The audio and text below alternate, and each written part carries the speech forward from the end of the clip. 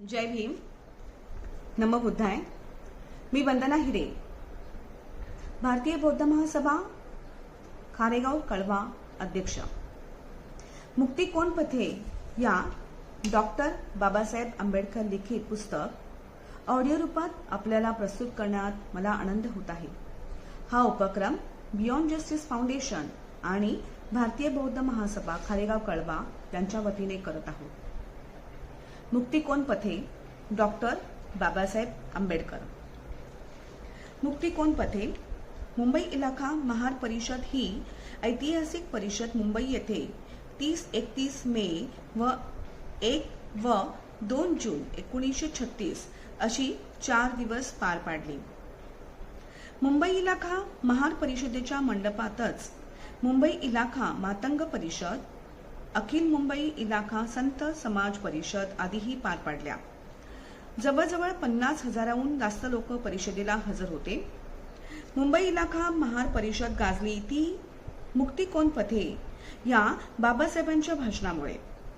बाबासाहेबांचे मराठीतून केलेले हे भाषण मराठी साहित्याचा अनर्घ्य अलंकार तर आहेच, परंतु त्यातील वैचारिक प्रतिपादनामुळे बाबासाहेबांची धर्मांतराच्या प्रश्नाकडे पाहण्याची दृष्टी या भाषणात स्पष्ट होते.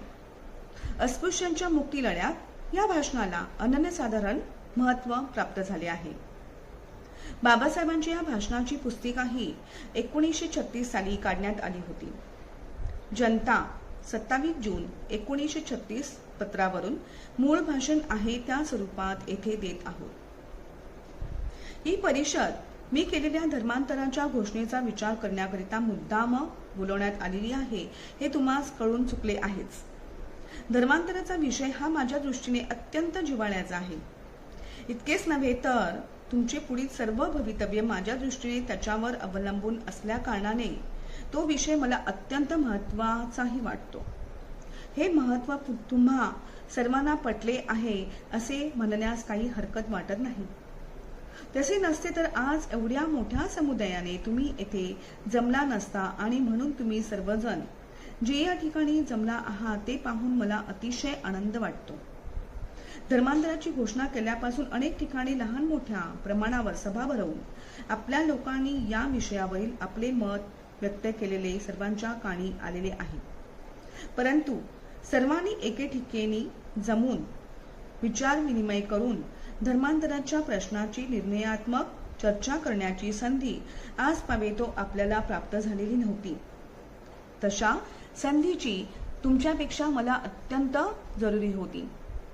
धर्मांतराची मोहीम सफल होण्याकरिता पूर्वतयारीची फारच आवश्यकता आहे ही गोष्ट तुम्हा सर्वांना कबूल करावी लागेल. धर्मांतर हा काही पोरखेळ नव्हे. धर्मांतर हा मौजेचा विषय नव्हे. हा प्रश्न माणसाच्या जीविताच्या साफल्याचा प्रश्न आहे. जहाजातून एका बंदरातून दुसऱ्या बंदराला नेण्याकरिता नावाड्याला जेवढी पूर्वतयारी करावी लागते तेवढीच पूर्वतयारी धर्मांतराकरिता करावी लागणार आहे. त्याशिवाय हा तीर सोडून पहिले तीर गाठणे शक्य होणार नाही. परंतु नावेत किती उतारू येतात याचा अंदाज समजल्याखेरीज नावाडी सामान सुमान जमविण्याच्या प्रयत्नास लागत नाही. त्याचप्रमाणे माझी ही स्थिती आहे. किती लोक धर्मांतर करण्यास तयार आहेत याचा कयास लागल्याशिवाय मला धर्मांतराची पूर्वतयारी करण्याच्या उद्योगास लागणे शक्य नाही. परंतु आपल्या लोकांची कोठेतरी एकत्रित अशी परिषद झाल्याशिवाय लोकमताचा ठाव मिळणे शक्य नव्हते. अशा प्रकारे लोकमताचा ठाव घेण्याची संधी मला प्राप्त झाली पाहिजे असे जेव्हा मी मुंबईच्या कार्यकर्त्या लोकांस सांगितले तेव्हा त्यांनी खर्चाची अगर परिश्रमाची सबब पुढे न करता परिषद भरवण्याची जबाबदारी आपल्या अंगावर मोठ्या खुशीने घेतली. ती जबाबदारी पार पाडण्याकरिता त्यांना कष्ट सोसावे लागले याची हकीकत आपले परमपूज्य पुढारी व स्वागत मंडळाचे अध्यक्ष राजमान्य राजश्री रेवजी दगडूजी डोळस यांनी आपल्या भाषणात सविस्तरपणे सांगितले आहे. इतक्या खस्ता खाऊन त्यांनी माझ्याकरिता हा जो जबेचा घाट घडवून आणला त्याकरिता मी परिषदेच्या स्वागत मंडळाचा अत्यंत ऋणी आहे. माझी धर्मांतराची घोषणा जर सर्व अस्पृश्यांकरिता आहे तर मग सर्व अस्पृश्यांची सभा का बोलावली नाही, नुसत्या महारांची सभा का बोलवण्यात आली असा आक्षेप काही लोक घेण्याचा संभव आहे. ज्या प्रश्नाची चर्चा करण्याकरिता ही सभा बोलवण्यात आली आहे त्या प्रश्नाचा खल करण्यापूर्वी या आक्षेपाला उत्तर देणे मला आवश्यक वाटते. महारांची सभा का बोलवली व सर्व अस्पृश्यांची सभा का बोलावली नाही याला अनेक कारणे आहेत. पहिले कारण असे की या परिषदेत कसल्याही प्रकारच्या मागण्या मागावयाच्या नाहीत. सरकारपासून काही राजकीय हक्क मागावयाचे नाहीत. आपल्या जीविताचे काय करावयाचे, आपल्या आयुष्यक्रमाची रूपरेषा कशी ठरवावयाची एवढाच प्रश्न या परिषदेपुढे आहे.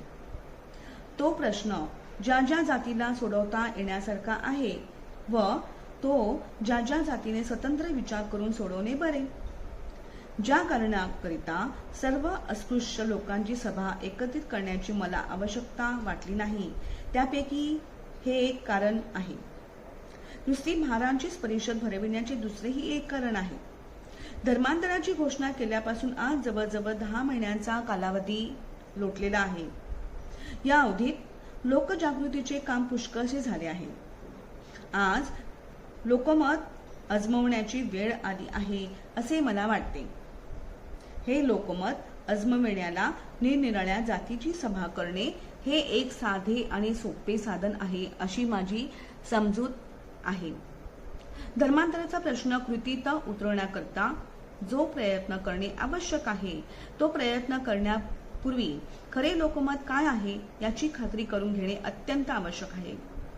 आणि माझी अशी समजूत आहे की जातीजातींची सभा करून अजमावलेल्या लोकमताबद्दल जशी खात्री देता येईल तशी सर्वसाधारण अस्पृश्यांची सभा भरवून अजमावलेल्या लोकमताबद्दल देता येणार नाही.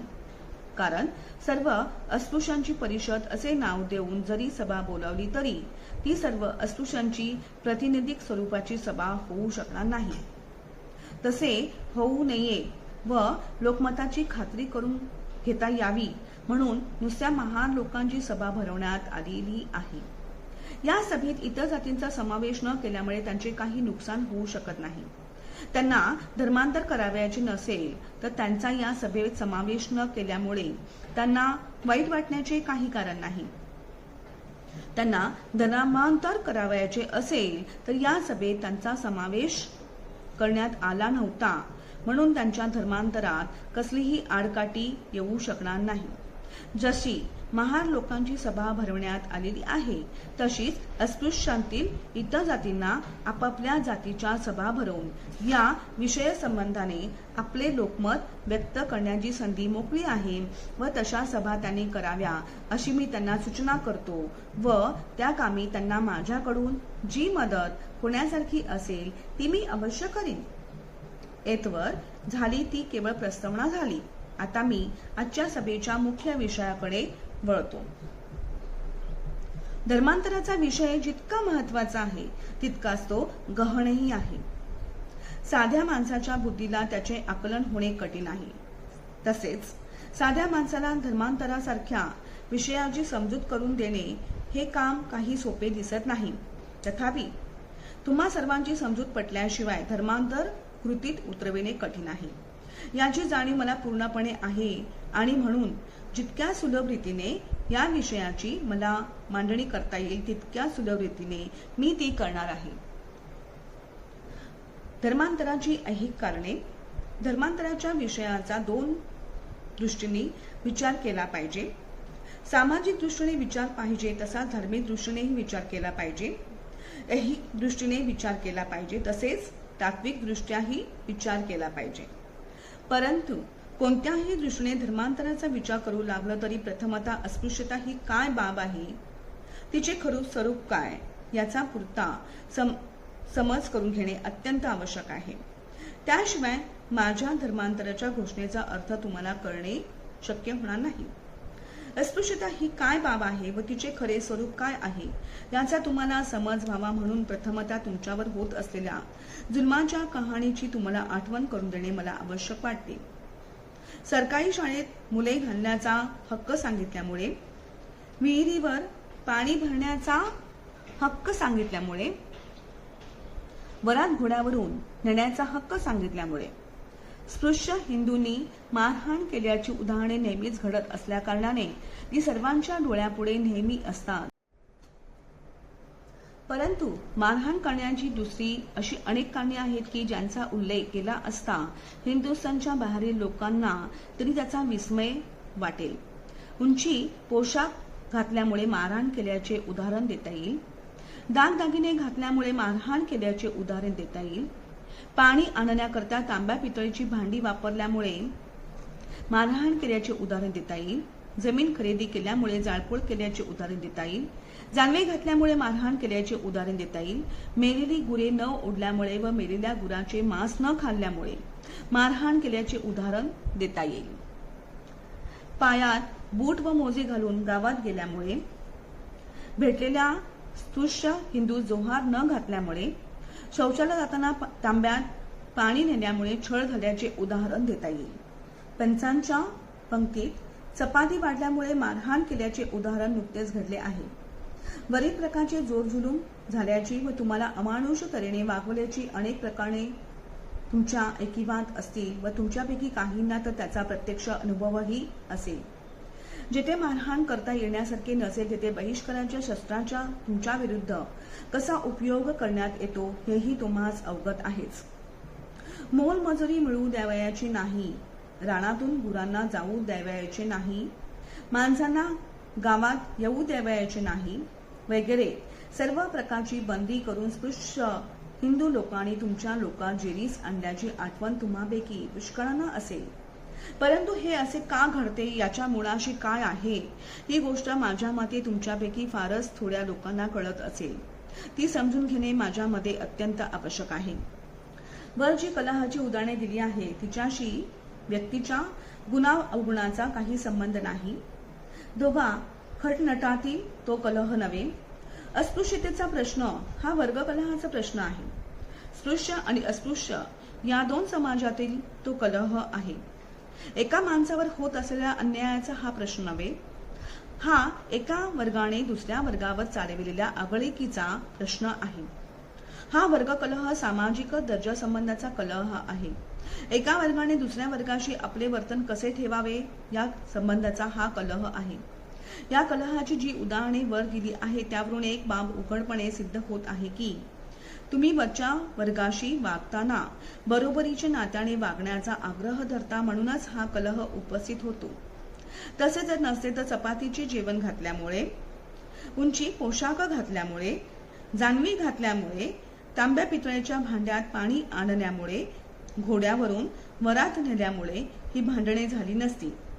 जो अस्पृश्य चपाती खातो, उंची पोशाख करतो, तांब्याची भांडी वापरतो, घोड्यावरून वरात नेतो तो वरच्या वर्गापैकी कोणाचे नुकसान करीत नाही, आपल्याच पदराला खार लावतो. असे असता वरच्या वर्गाला त्याच्या कारणीचा रोष का वाटावा? या रोषाचे कारण एकच आहे व ते हे की अशी समतेची वागणूक त्यांच्या मानहानीला कारणीभूत होते. तुम्ही खालचे आहात, अपवित्र आहात, खालच्या पायरीनेच तुम्ही राहिला तर ते तुम्हाला सुखाने राहू देतील. पायरी सोडली तर कलहाला सुरुवात होते ही निर्विवाद आहे. वरील उदाहरणावरून आणखी एक गोष्ट सिद्ध होते ती ही की अस्पृश्यता ही नैमित्तिक नसून नित्याची आहे. हीच गोष्ट स्पष्ट भाषेत सांगावयाची म्हणजे हा स्पृश्य आणि अस्पृश्य यामधील कलह नित्याचा आहे व तो त्रिकलाबाधित असा राहणार आहे. कारण ज्या धर्मामुळे तुम्हाला खालची पायरी देण्यात आलेली आहे तो धर्म वरच्या वर्गाच्या म्हणण्याप्रमाणे सनातन आहे. त्याच्यात कोणत्याही प्रकारचा कालमानानुसार फेरबदल होऊ शकत नाही. तुम्ही आज असे खालचे आहात तसेच तुम्ही नेहमी खालचे राहिले पाहिजे. याचाच अर्थ असा की स्पृश्य अस्पृश्य यांच्यामधील हा कलह कायमचा राहणार आहे.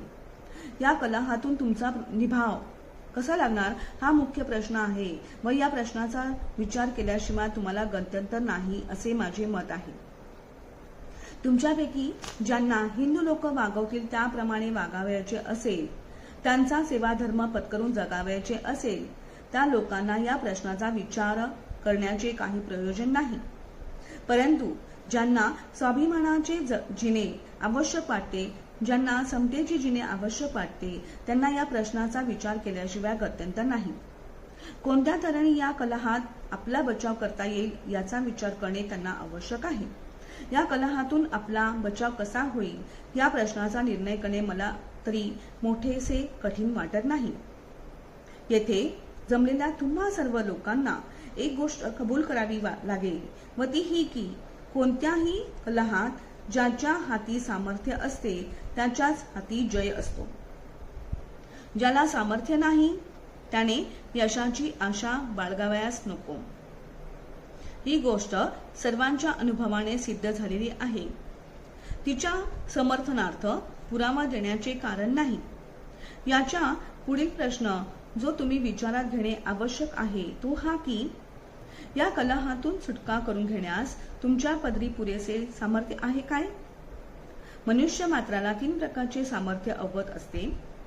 एक मनुष्यबळ, दुसरे द्रव्यबळ आणि तिसरे मानसिक बल. या 3 बलापैकी कोणते बल तुम्हाला उपलब्ध आहे असे तुम्हाला वाटते? मनुष्यबलाच्या दृष्टीने तुम्ही अल्पसंख्याक आहात ही गोष्ट तर उघडच आहे. मुंबई इलाख्यात अस्पृश्य वर्गाची लोकसंख्या 1/8 एवढीच आहे. तरीही संघटित नाही.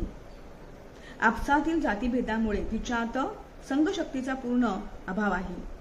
संघटित नाही ती नाहीच, पण ती एकत्रितही नाही. ती खेडोपाडी विखुरली गेलेली आहे.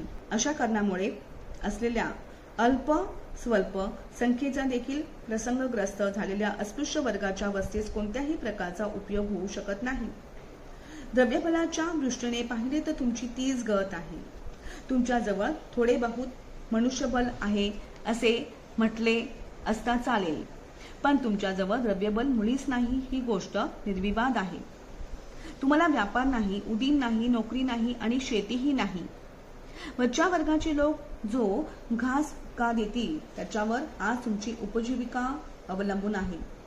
तुम्हाला अन्न नाही, तुम्हाला वस्त्र नाही, तुमच्याजवळ द्रव्यबल, ते काय असणार?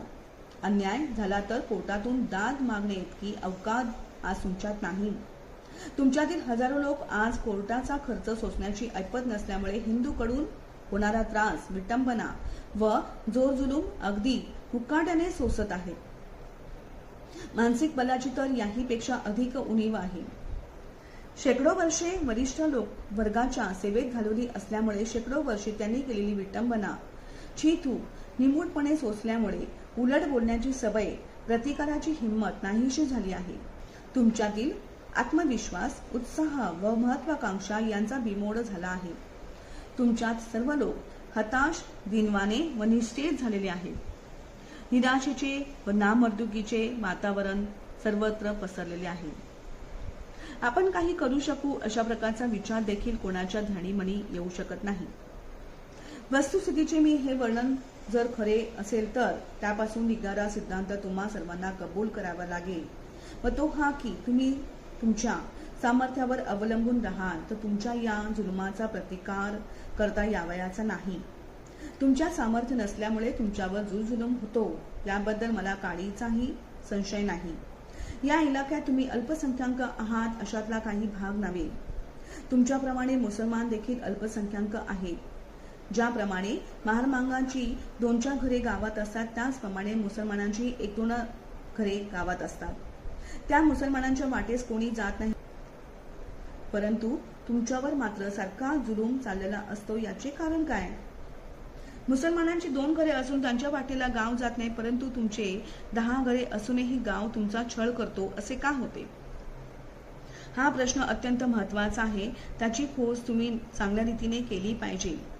माझ्या मते या प्रश्नाचे उत्तर एकच देता येईल व ते हे की त्या मुसलमानांच्या 2 घराच्या पाठी साऱ्या हिंदुस्थानातील मुसलमान समाजाची शक्ती व सामर्थ्य उभे आहे याची जाणीव हिंदू लोकांना असल्यामुळे व त्या 2 मुसलमान घरांच्या वाटेस गेले असता पंजाब पासून ते थेट मद्रासपर्यंत मुसलमान समाज आपली शक्ती वेचून त्यांचे संरक्षण करीन अशी खात्री असल्यामुळे ती मुसलमानांची 2 घरे निर्भयपणे आपला व्यवहार करीत असतात. तुमच्या बाबतीत हिंदू लोकांची खात्री असते की तुम्हाला कोणीही मदत करणार नाही, तुमच्याकरिता कोणी धावून जाणार नाही, तुमच्या पैशाची मदत होणार नाही व अधिकाऱ्याची मदत होणार नाही. मामलेदार व पोलीस हे त्यांचेच असल्यामुळे अस्पृश्यांच्या वादात ते जातीला जागतात, कर्तव्याला जागत नाहीत याची त्यांना खात्री असते. तुमच्या या असह्य स्थितीमुळेच तुमच्याशी हिंदू लोक जुलुमाची व अन्यायाची वागणूक करतात. येथवर मी जे विवेचन केले आहे यावरून 2 गोष्टी सिद्ध होत आहेत. त्यापैकी पहिली गोष्ट ही की सामर्थ्य असल्याशिवाय तुम्हाला या जुलमाचा प्रतिकार करता येणे शक्य होणार नाही. दुसरी, प्रतिकाराला आवश्यक असलेले सामर्थ्य आज तुमच्या पदरी नाही. या 2 गोष्टी सिद्ध झाल्याबरोबर तिसरी एक आपोआपच सिद्ध होते आणि ती ही की हे आवश्यक असलेले सामर्थ्य तुम्हाला कोठून तरी बाहेरून मिळवले पाहिजे. हे सामर्थ्य तुम्हाला कसे मिळवता येईल हाच खरोखरी महत्वाचा प्रश्न आहे आणि त्याचा तुम्ही निर्विकल्प मनाने विचार केला पाहिजे. या देशातील जातीभेद व धर्मभेद याचा लोकांच्या मनावर व नीतिमत्तेवर एक विलक्षण परिणाम घडून आलेला मला तरी दिसतो. या देशात दुःख, दारिद्र्य आणि क्लेश याच्याबद्दल कोणालाही खेद वाटत नाही व वाटलाच तर त्याच्या निवारणाकरिता कोणी प्रयत्न करीत नाहीत. आपल्या धर्मबांधवांवर किंवा जाती बांधवांवर जर दुःखाचा, दारिद्र्याचा अथवा जुलुमाचा प्रसंग ओढवला तर त्याच्या निवारणाकरता मात्र लोक सहाय्य करतात. ही नीतिमत्तेची दृष्टी कितीही विकृत असली तरी ती जारी आहे हे कोणीही विसरून चालता कामा नये. ज्या गावामध्ये अस्पृश्य लोकांवर हिंदूकडून जुलूम होतो त्या गावात इतर धर्माचे लोक नसतात अशातला काही भाग नाही. अस्पृश्यांवर होत असलेला जुलूम अन्यायकारक आहे ही गोष्ट त्यांना पटत नाही असेही नव्हे, होतो हा अन्याय होतो असे वाटत असूनही ते त्यांच्या सहाय्यास धावून जात नाहीत. याचे कारण काय? तुम्ही आम्हाला का मदत करत नाही असा प्रश्न जर तुम्ही त्यांना केला तर तुमच्या वादात आम्हास पडण्याचे कारण काय? तुम्ही आमच्या धर्माचे असता तर तुम्हाला सहाय्य केले असते असे उत्तर ते तुम्हाला देतील. यावरून एक गोष्ट तुमच्या ध्यानात येऊ शकेल की कोणत्या तरी अन्य समाजाचा ऋणानुबंध तुम्ही जोडल्याशिवाय, कोणत्या तरी अन्य धर्मात सामील झाल्याशिवाय तुम्हाला बाहेरचे सामर्थ्य मिळू शकत नाही. याचा स्पष्ट अर्थ असा आहे की तुम्ही धर्मांतर म्हणून कोणत्या तरी अन्य समाजात अंतर्भूत झाले पाहिजे. त्याशिवाय तुम्हाला त्या समाजाचे सामर्थ्य प्राप्त होऊ शकणार नाही आणि जोपर्यंत तुमच्या पदरी सामर्थ्य नाही तोपर्यंत तुम्हाला व तुमच्या भावी पिढीलाही आजच्या दिनवाण्या स्थितीमध्येच दिवस काढावे लागणार आहेत. धर्मांतराची आध्यात्मिक कारणे. येथपर्यंत ऐहिक कल्याणाकरिता धर्मांतराची आवश्यकता काय आहे याचे दिग्दर्शन केले आहे. आता आध्यात्मिक कारणाकरिता धर्मांतराची कशी आवश्यकता आहे याविषयीचे माझे विचार तुमच्या समोर मी मांडत आहे. प्रथमतः धर्म कशाकरिता असतो, त्याची आवश्यकता काय हे जाणून घेतले पाहिजे. धर्माच्या अनेक व्याख्या अनेक लोकांनी केलेल्या तुम्हाला सापडतील, पण त्या सर्वांमध्ये अर्थपूर्ण व सर्वांना पटण्यासारखी अशी एकच व्याख्या आहे ज्याने सर्व प्रजेचे धारण होते, तोच धर्म हीच ती खरी धर्माची व्याख्या होय. ती धर्माची व्याख्या मी केलेली नाही. ही व्याख्या सनातनी हिंदूंचे अग्रणी लोकमान्य टिळक यांनीच केलेली आहे. तेव्हा धर्माच्या व्याख्येबद्दल मखलाशी केल्याचा आरोप माझ्यावर कोणी करू शकणार नाही. ही व्याख्या जरी मी केलेली नसली तरी ती मी केवळ वादाकरिता मान्य केलेली आहे अशातला भाग नाही. मला ती कबूल आहे. समाजाच्या धारणेकरता घातलेली बंधने म्हणजेच धर्म हीच माझी देखील धर्माची कल्पना आहे. ही व्याख्या वास्तविकदृष्ट्या अथवा तार्किकदृष्ट्या योग्य अशी दिसली तरी समाजाच्या धारणेकरता समाजाची बंधने कशा प्रकारची असावीत या प्रश्नाचा या व्याख्येवरून काहीच बोध होऊ शकत नाही अथवा उलगडाही होऊ शकत नाही. समाजाच्या योग्य धारणेकरता समाजाची बंधने कशी असावीत हा प्रश्न शिल्लक राहतोच व हा प्रश्न धर्माच्या व्याख्येपेक्षा फार महत्वाचा आहे. कारण धर्म कोणता व अधर्म कोणता हे व्याख्येवर अवलंबून नसून बंधनाच्या हेतूवर व स्वरूपावर अवलंबून आहे. ज्या बंधनाने समाजातील सर्व प्रजेची धारणा होऊ शकते ती बंधने कशी असावीत, म्हणजे खऱ्या धर्माचे स्वरूप कसे असावे याचा विचार करताना समाज आणि व्यक्ती यांचा तांत्रिक दृष्ट्या संबंध काय व कसा असावा हा प्रश्न साहजिकपणेच उद्भवतो. या प्रश्न संबंधाने आधुनिक समाजशास्त्रवेत्यांनी 3 प्रकारची मते प्रतिपादन केलेली आहेत. काहींच्या मते व्यक्तिमात्राला सुखप्राप्ती व्हावी हाच समाज संघटनेचा अंतिम हेतू आहे. काहींच्या मते व्यक्तिमात्राला त्यांच्या अंगभूत गुणाचा व शक्तीचा विकास करता येऊन त्याला पूर्णावस्थेस पोहोचविण्यास मदत व्हावी हाच समाज संघटनेचा हेतू असला पाहिजे व काहींच्या मते समाज संघटनेचा मुख्य हेतू व्यक्तीची उन्नती किंवा व्यक्तीचे सौख्य हे नसून आदर्शभूत समाज तयार करणे हाच होय.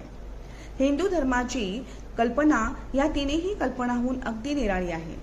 हिंदू धर्मात व्यक्तीला काही स्थान नाही. हिंदू धर्माची रचना वर्गाच्या कल्पनेवर केलेली आहे. एकाने दुसऱ्याशी कसे वागावे याची शिकवण हिंदू धर्मात नाही.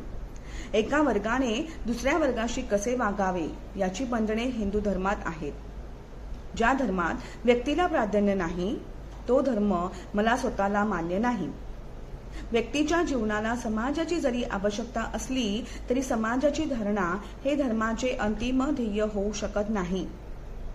व्यक्तीचा विकास हेच धम्माचे खरे ध्येय आहे असे मी समजतो. व्यक्ती ही जरी समाजांतर्गत असली, मनुष्य मात्र हा जरी समाजाचा एक घटक असला तरी त्याचा आणि समाजाचा संबंध शरीर आणि अवयव, गाडा आणि त्याचे चाक यांचा जसा संबंध आहे तसा हा संबंध नव्हे असे मी समजतो. ज्याप्रमाणे पाण्याचा थेंब समुद्राच्या पाण्यात टाकला असता त्याचा लोप होतो तसा माणसाचा तो केवळ समाजात राहिला म्हणून लोप होऊ शकत नाही. त्याचे जीवन स्वतंत्र असते. त्याचा जन्म समाजाच्या सेवेकरिता नसून आत्मोन्नतीकरिता आहे. हा एकच कारणामुळे सुधारलेल्या राष्ट्रात एका माणसाला दुसऱ्या माणसास आपला गुलाम करून ठेवता येत नाही. ज्या धर्मात व्यक्तीला प्राधान्य नाही तो धर्म मला मान्य नाही आणि हिंदू धर्मात व्यक्तीला प्राधान्य नसल्याकारणाने तो धर्म मला मान्य होऊ शकत नाही. तसेच ज्या धर्मात एका वर्गाने विद्या शिकावी, दुसऱ्या वर्गाने शस्त्र धरावे, तिसऱ्याने व्यापार करावा व चौथ्याने नुसती सेवा करावी असे म्हटले आहे तो धर्म मला मान्य नाही. विद्या दरेकाला हवी, शस्त्राची जरुरी दरेकाला आहे. पैसा सर्वांना पाहिजे ही गोष्ट जो धर्म विसरतो व जो एकाला सज्ञान करण्याकरिता बाकीच्यांना अज्ञानात ठेवतो तो धर्म नसून लोकांना बौद्धिक गुलामगिरीत ठेवण्याचा तो कावा आहे. जो धर्म एकाच्या हाती शस्त्र देतो व दुसऱ्याला निशस्त्र करतो तो धर्म नसून एकाला दुसऱ्याने पारतंत्र्यात ठेवण्याची शक्कल आहे. जो धर्म काहींना संपादनाचा मार्ग मोकळा ठेवतो व बाकीच्यांना आपल्या जीविताकरता दुसऱ्यावर अवलंबून राहण्याची अनुज्ञा देतो तो धर्म नसून स्वार्थपरायणता आहे. हिंदू धर्मातील चातुर्वर्ण्य हे असे आहे. त्याविषयी माझे मत काय आहे हे मी स्पष्टपणे सांगितले आहे. हा हिंदू धर्म तुम्हाला हिताचा आहे की काय याचा तुम्ही विचार करा. व्यक्तीच्या आत्मोन्नतीला पोषक असे वातावरण निर्माण करणे ही धर्माची मूलभूत कल्पना आहे. हे जर मान्य केले तर हिंदू धर्मात तुमची आत्मोन्नती कधीही होऊ शकणार नाही.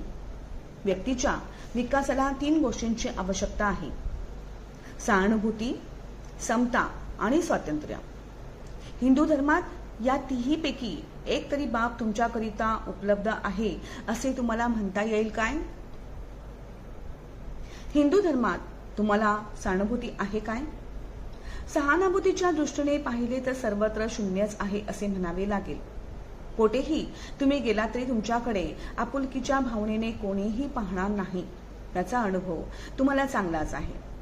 आपुलकीची भावना नाहीच नाही, परंतु हिंदू लोकांकडून तुम्हाला परक्यांपेक्षा परके लेखण्यात येते. एकाच गावात राहणारे स्पृश्य आणि अस्पृश्य यांचा परस्पर संबंध कसा असतो हे जर पाहू गेले तर शेजारी शेजारी राहणारे दोघे भाऊ असे कोणालाही म्हणता येणार नाही. अलग अलग छावणी दिलेले 2 परस्पर विरोधी सैन्याचे तळ आहेत असेच म्हणावे लागेल. जितके मुसलमान लोक हिंदूंना जवळचे वाटतात. त्यांच्याशी जेवढा त्यांचा स्नेहभाव असतो त्याच्या शतांशाने देखील तुमच्याशी हिंदूंचा नसतो. हिंदू मुसलमान लोकात, बोर्डात, कायदे कौन्सिलात, व्यापारात एकमेकांना सहाय्यभूत होऊन वागतात. पण तुमच्याशी तसे सहानुभूतीने हिंदू लोकांनी वागण्याचे एखादे तरी उदाहरण दाखवून देता येईल काय? उलट पक्षी त्यांचा तुमच्या विरुद्ध नेहमीच कटाक्ष असतो. ही गोष्ट मात्र खरी आहे. हिंदूंच्या मनात तुमच्या विरुद्ध असलेल्या कटाक्षाचा परिणाम किती विघातक झाला आहे हे तुमच्यापैकी ज्या कोणाला दाद मागण्याकरिता कोर्टात जाण्याचा प्रसंग आलेला आहे तो आपल्या अनुभवाने सांगू शकेल. कोर्ट आपल्याला न्याय देईल, पोलीस आपल्याला मदत करील असा तुम्हापैकी कोणाला एकाला तरी विश्वास वाटतो काय? व तो जर वाटत नाही तर तशी वृत्ती होण्यास काय कारण आहे? माझ्या मते अशा अविश्वासाचे कारण एकच आहे व ते हेच की हिंदू लोकांमध्ये तुमच्याबद्दल कोणत्याही प्रकारची सहानुभूती नसल्या कारणाने ते आपल्या अधिकाराचा सदुपयोग करतील अशी आशा तुम्हाला वाटत नाही. हे जर खरे आहे तर शत्रुत्वाने भरलेल्या या वातावरणात राहून तुमचा काय फायदा होणार आहे? हिंदू समाजात तुमच्याकरिता समता आहे काय? हा प्रश्न खरोखरीच विचारावाच नको. अस्पृश्यता ही मूर्तिमंत असमानताच आहे. एवढी मोठी असमानतेची जागती ज्योत कुठेच दिसावयाची नाही. अस्पृश्यतेपेक्षा जास्त उच्च स्वरूपाची असमानता जगाच्या इतिहासात अन्यत्र कुठेच सापडणार नाही. कमी अधिक भावामुळे एकाने आपली मुलगी दुसऱ्याच्या मुलाला न देणे, कमी अधिक भावामुळे एकाने दुसऱ्याच्या बरोबर सहभोजन न करणे अशा प्रकारचे असमानतेचे निदर्शक वर्तन आपणास पाहाव्यास सापडते. परंतु एका माणसाला दुसऱ्या माणसाने त्याला न शिवण्या इतका पतित लेखण्याची प्रथा हिंदू धर्माखेरीज आणि हिंदू समाजाखेरीज अन्यत्र कोठेही सापडेल काय?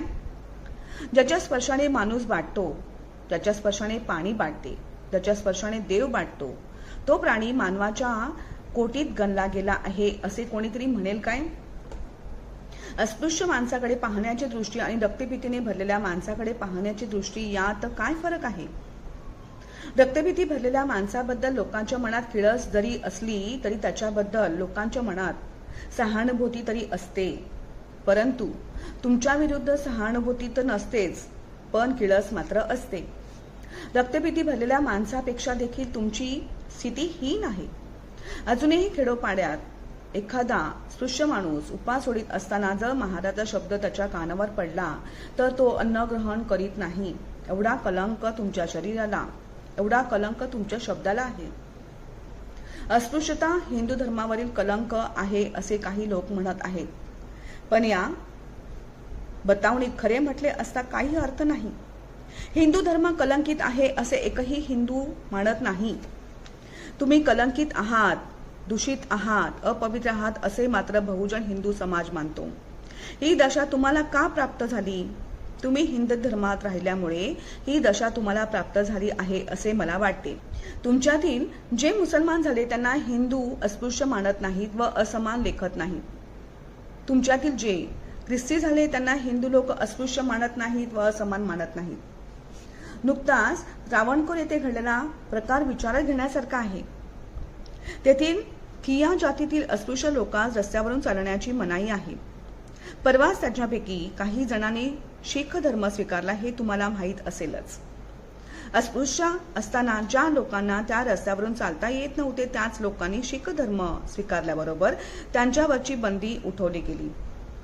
या सर्व गोष्टीवरून एक गोष्ट सिद्ध आहे की तुमच्या अस्पृश्यतेला व तुमच्या असमानतेला जर काही कारण असेल तर ते म्हणजे तुमचा आणि हिंदू धर्माचा असलेला लगाबांधा होय. या असमानतेच्या अन्यायाचे सांत्वन करण्याच्या हेतूने काही स्पृश्य लोक अस्पृश्यांना सांगतात की तुम्ही शिक्षण घ्या म्हणजे तुम्हाला शिवू, तुम्ही स्वच्छ राहा म्हणजे तुम्हाला शिवू आणि असमानतेने वागवू. खरे म्हटले असता अडाणी महाराची, दरिद्री महाराची जी गत होते तीच गत शिकलेल्या महाराची, पैसेवाल्या महाराची आणि स्वच्छ राहणाऱ्या महाराची होते हे तुम्हा आम्हा सर्वांना अनुभवाने माहीत आहे. पण तो प्रश्न जरी बाजूला ठेवला तरी जर शिक्षण घेतल्याशिवाय, हाती पैसा असल्याशिवाय, अंगावर पोशाख असल्याशिवाय मानमान्यता मिळणार नाही तर साध्या महाराने काय करावे? ज्याला शिक्षण प्राप्त होऊ शकत नाही, ज्याला पैसा मिळू शकत नाही आणि ज्याला नीटनेटका पोशाख करता येत नाही, त्या महाराला समानता कशी मिळणार? ख्रिस्ती धर्मात, मुसलमानी धर्मात जी समानतेची शिकवण देण्यात आली आहे तिचा संबंध विद्या, धन, पोशाख, पराक्रम अशा बाह्य वस्तूंशी मुळीच नाही. माणसाचे मनुष्यत्व हीच महत्वाची गोष्ट आहे असे दोन्ही धर्म मानतात व ते मनुष्यत्व सर्वांना आदरणीय असले पाहिजे व कोणी कोणाचा अवमान करू नये व कोणी कोणाला असमान मानू नये असो तो धर्म शिकवतात. हिंदू धर्मात या शिकवणीचा पूर्ण अभाव आहे. ज्या धर्मात मनुष्याच्या मनुष्यत्वाला व त्याच्या माणुसकीला काही किंमत नाही तो धर्म काय कामाचा आणि त्याला कवटाळून धरून राहण्यात काय हशील आहे? याला उत्तर म्हणून काही हिंदू लोक उपनिषदाची साक्ष देतात व त्यात ईश्वर सर्वत्र भरला आहे असे तत्व आहे म्हणून बडाई मिरवितात. विज्ञान आणि धर्म या दोन गोष्टी अगदी निरनिराळ्या आहेत. एखादी गोष्ट विज्ञानाचे तत्व आहे की धर्माची शिकवण आहे याचा विचार केला पाहिजे. समाजाच्या गळी सर्वांभूती एक ईश्वर या विज्ञानाचा सिद्धांत आहे. धर्माच्या तत्वाचा वागणुकीशी संबंध असतो, विज्ञानाचा नसतो. सर्वांभूती एक ईश्वर ही तर त्यांना एवढंच उत्तर पुरे आहे की त्यांच्या इतके नीच लोक जगामध्ये दुसरे कोणीच नसतील. मुखाने सर्वांभूती ईश्वर असा जप करणाऱ्या आणि कृतीने भूत मात्राची विटंबना करणाऱ्या लोकांचा मुख में राम व बगल में छुरी बोलणे महानुभावाचे पण करणी कसाबाची अशा दुष्ट लोकांतच समावेश करावे लागेल. सर्वांभूती एक ईश्वर मानणारे आणि कृतीने माणसाला पशुतुल्य लेखणारे लोक दांभिक आहेत. त्यांचा संग करू नका. मुंग्यांना साखर घालणारे व माणसांना पाण्या वाचून मारणारे लोक दांभिक आहेत. त्यांचा संग करू नका. त्यांच्या संगामुळे तुमच्यावर काय परिणाम झाला आहे याची तुम्हाला कल्पना देखील नाही. तुमची इज्जत नाहीशी झाली, तुमचा मान सन्मान नाहीसा झाला. खरे म्हटले असता हिंदू समाजातच तुम्हाला मान सन्मान नाही हे म्हणणे वस्तुस्थितीच्या मानाने अपुरे पडते. तुम्हाला हिंदू लोकच हलके मानतात असे नव्हे तर मुसलमान व ख्रिस्ती लोक देखील तुम्हाला हलके लेखतात. खरे म्हटले असता मुसलमान धर्मात, ख्रिस्ती धर्मात श्रेष्ठ कनिष्ठ, उच्च नीच असा माणसात भेदभाव जागरूक करणारी शिकवण नाही. असे असताना देखील हे लोक तुम्हाला कमी लेखतात. त्याचे कारण काय? ह्याचे कारण एकच, हिंदू लोक तुम्हाला नीच लेखतात म्हणूनच तुम्हाला मुसलमान व ख्रिस्ती लोक नीच लेखतात. अस्पृश्यांना जर आपण समान लेखले तर हिंदू लोक आपल्याला अस्पृश्य इतकेच खालचे लेखतील. या भीतीमुळे मुसलमान व ख्रिस्ती लोक तुमच्याशी हिंदूप्रमाणेच अस्पृश्यता पाळतात. आपण हिंदू समाजात हीन गणले गेलो आहोत. इतकेच नव्हे तर हिंदूंच्या असमानतेच्या वर्तणुकीमुळे आम्ही सर्व हिंदुस्थान देशामध्ये सर्वांपेक्षा हीन गणले गेलो आहोत. ही अपमानकारक परिस्थिती टाळण्याकरिता, हा कलंक धुवून टाकण्याकरिता, नरदेहाचे चीज करण्याकरिता जर कोणता एखादा उपाय असेल तर तो एकच आहे व तो म्हणजे हिंदू धर्माचा व हिंदू समाजाचा त्याग करणे. हिंदू धर्मात तुम्हाला स्वातंत्र्य आहे काय? दरेक नागरिकाला कायद्याने जितके व्यक्ती स्वातंत्र्य आहे तेवढे व्यक्ती स्वातंत्र्य तुम्हालाही आहे असे काही लोक म्हणतील. परंतु या म्हणण्यात खरोखरी काय अर्थ आहे काय याचा खोल विचार तुम्ही करावयास पाहिजे. ज्याला जन्मजात धंद्याशिवाय दुसरा कोणताही धंदा समाज करू देत नाही त्या माणसाला तुला व्यवसाय स्वातंत्र्य आहे असे सांगण्यात काय हशील आहे. ज्याला संपत्ती मिळविण्याचे कोणत्याही प्रकारचे द्वार खुले नाही त्याला तुझ्या संपत्तीला कोणती हात लावू शकणार नाही. तुझी संपत्ती उपभोगण्यात तू स्वतंत्र आहेस असे सांगण्यात काय अर्थ आहे. जन्मजात अपवित्रतेमुळे ज्याचा नोकरीत प्रवेश होऊ शकत नाही, ज्याच्या हाताखाली नोकरी करण्याकरिता इतर लोकांना अपमान वाटतो अशा माणसाला कोणत्याही नोकरीचा अधिकार सांगण्याचे तुला स्वातंत्र्य आहे असे सांगणे म्हणजे त्याची थट्टा करणे आहे. कायद्याने पुष्कळ हक्क दिले असतील पण समाज त्याचा उपभोग करू देईल तरच ते खरे हक्क आहेत असे म्हणता येईल.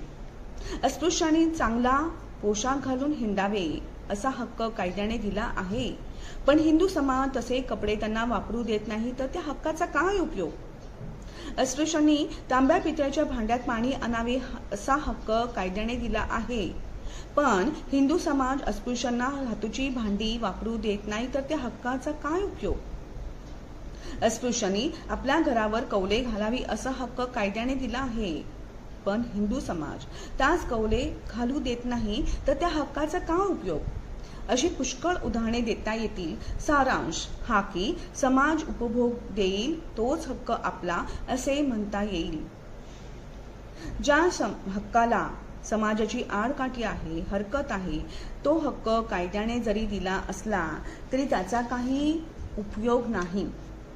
अस्पृश्य लोकांना कायदेशीर स्वातंत्र्यापेक्षा सामाजिक स्वातंत्र्याची जास्त जरुरी आहे. सामाजिक स्वातंत्र्य जोपर्यंत तुम्हाला प्राप्त झालेले नाही तोपर्यंत तुम्हाला कायद्याने कितीही स्वातंत्र्य दिले तरी त्याचा काहीही उपयोग होणार नाही. तुम्हाला शारीरिक स्वातंत्र्य आहे असे लोक सांगतील. तुम्हाला कायद्याची मनाई नसेल तिकडे जाता येते, कायद्याची मनाई नसेल त्या प्रकारे बोलता येते, हे खरे, परंतु या स्वातंत्र्याचा काय उपयोग आहे? मनुष्य मात्राला जसे शरीर आहे तसे मनही आहे. जितकी शारीरिक स्वातंत्र्याची आवश्यकता आहे तितकीच मानसिक स्वातंत्र्याचीही आवश्यकता आहे. नुसत्या शारीरिक स्वातंत्र्याचा काही उपयोग नाही.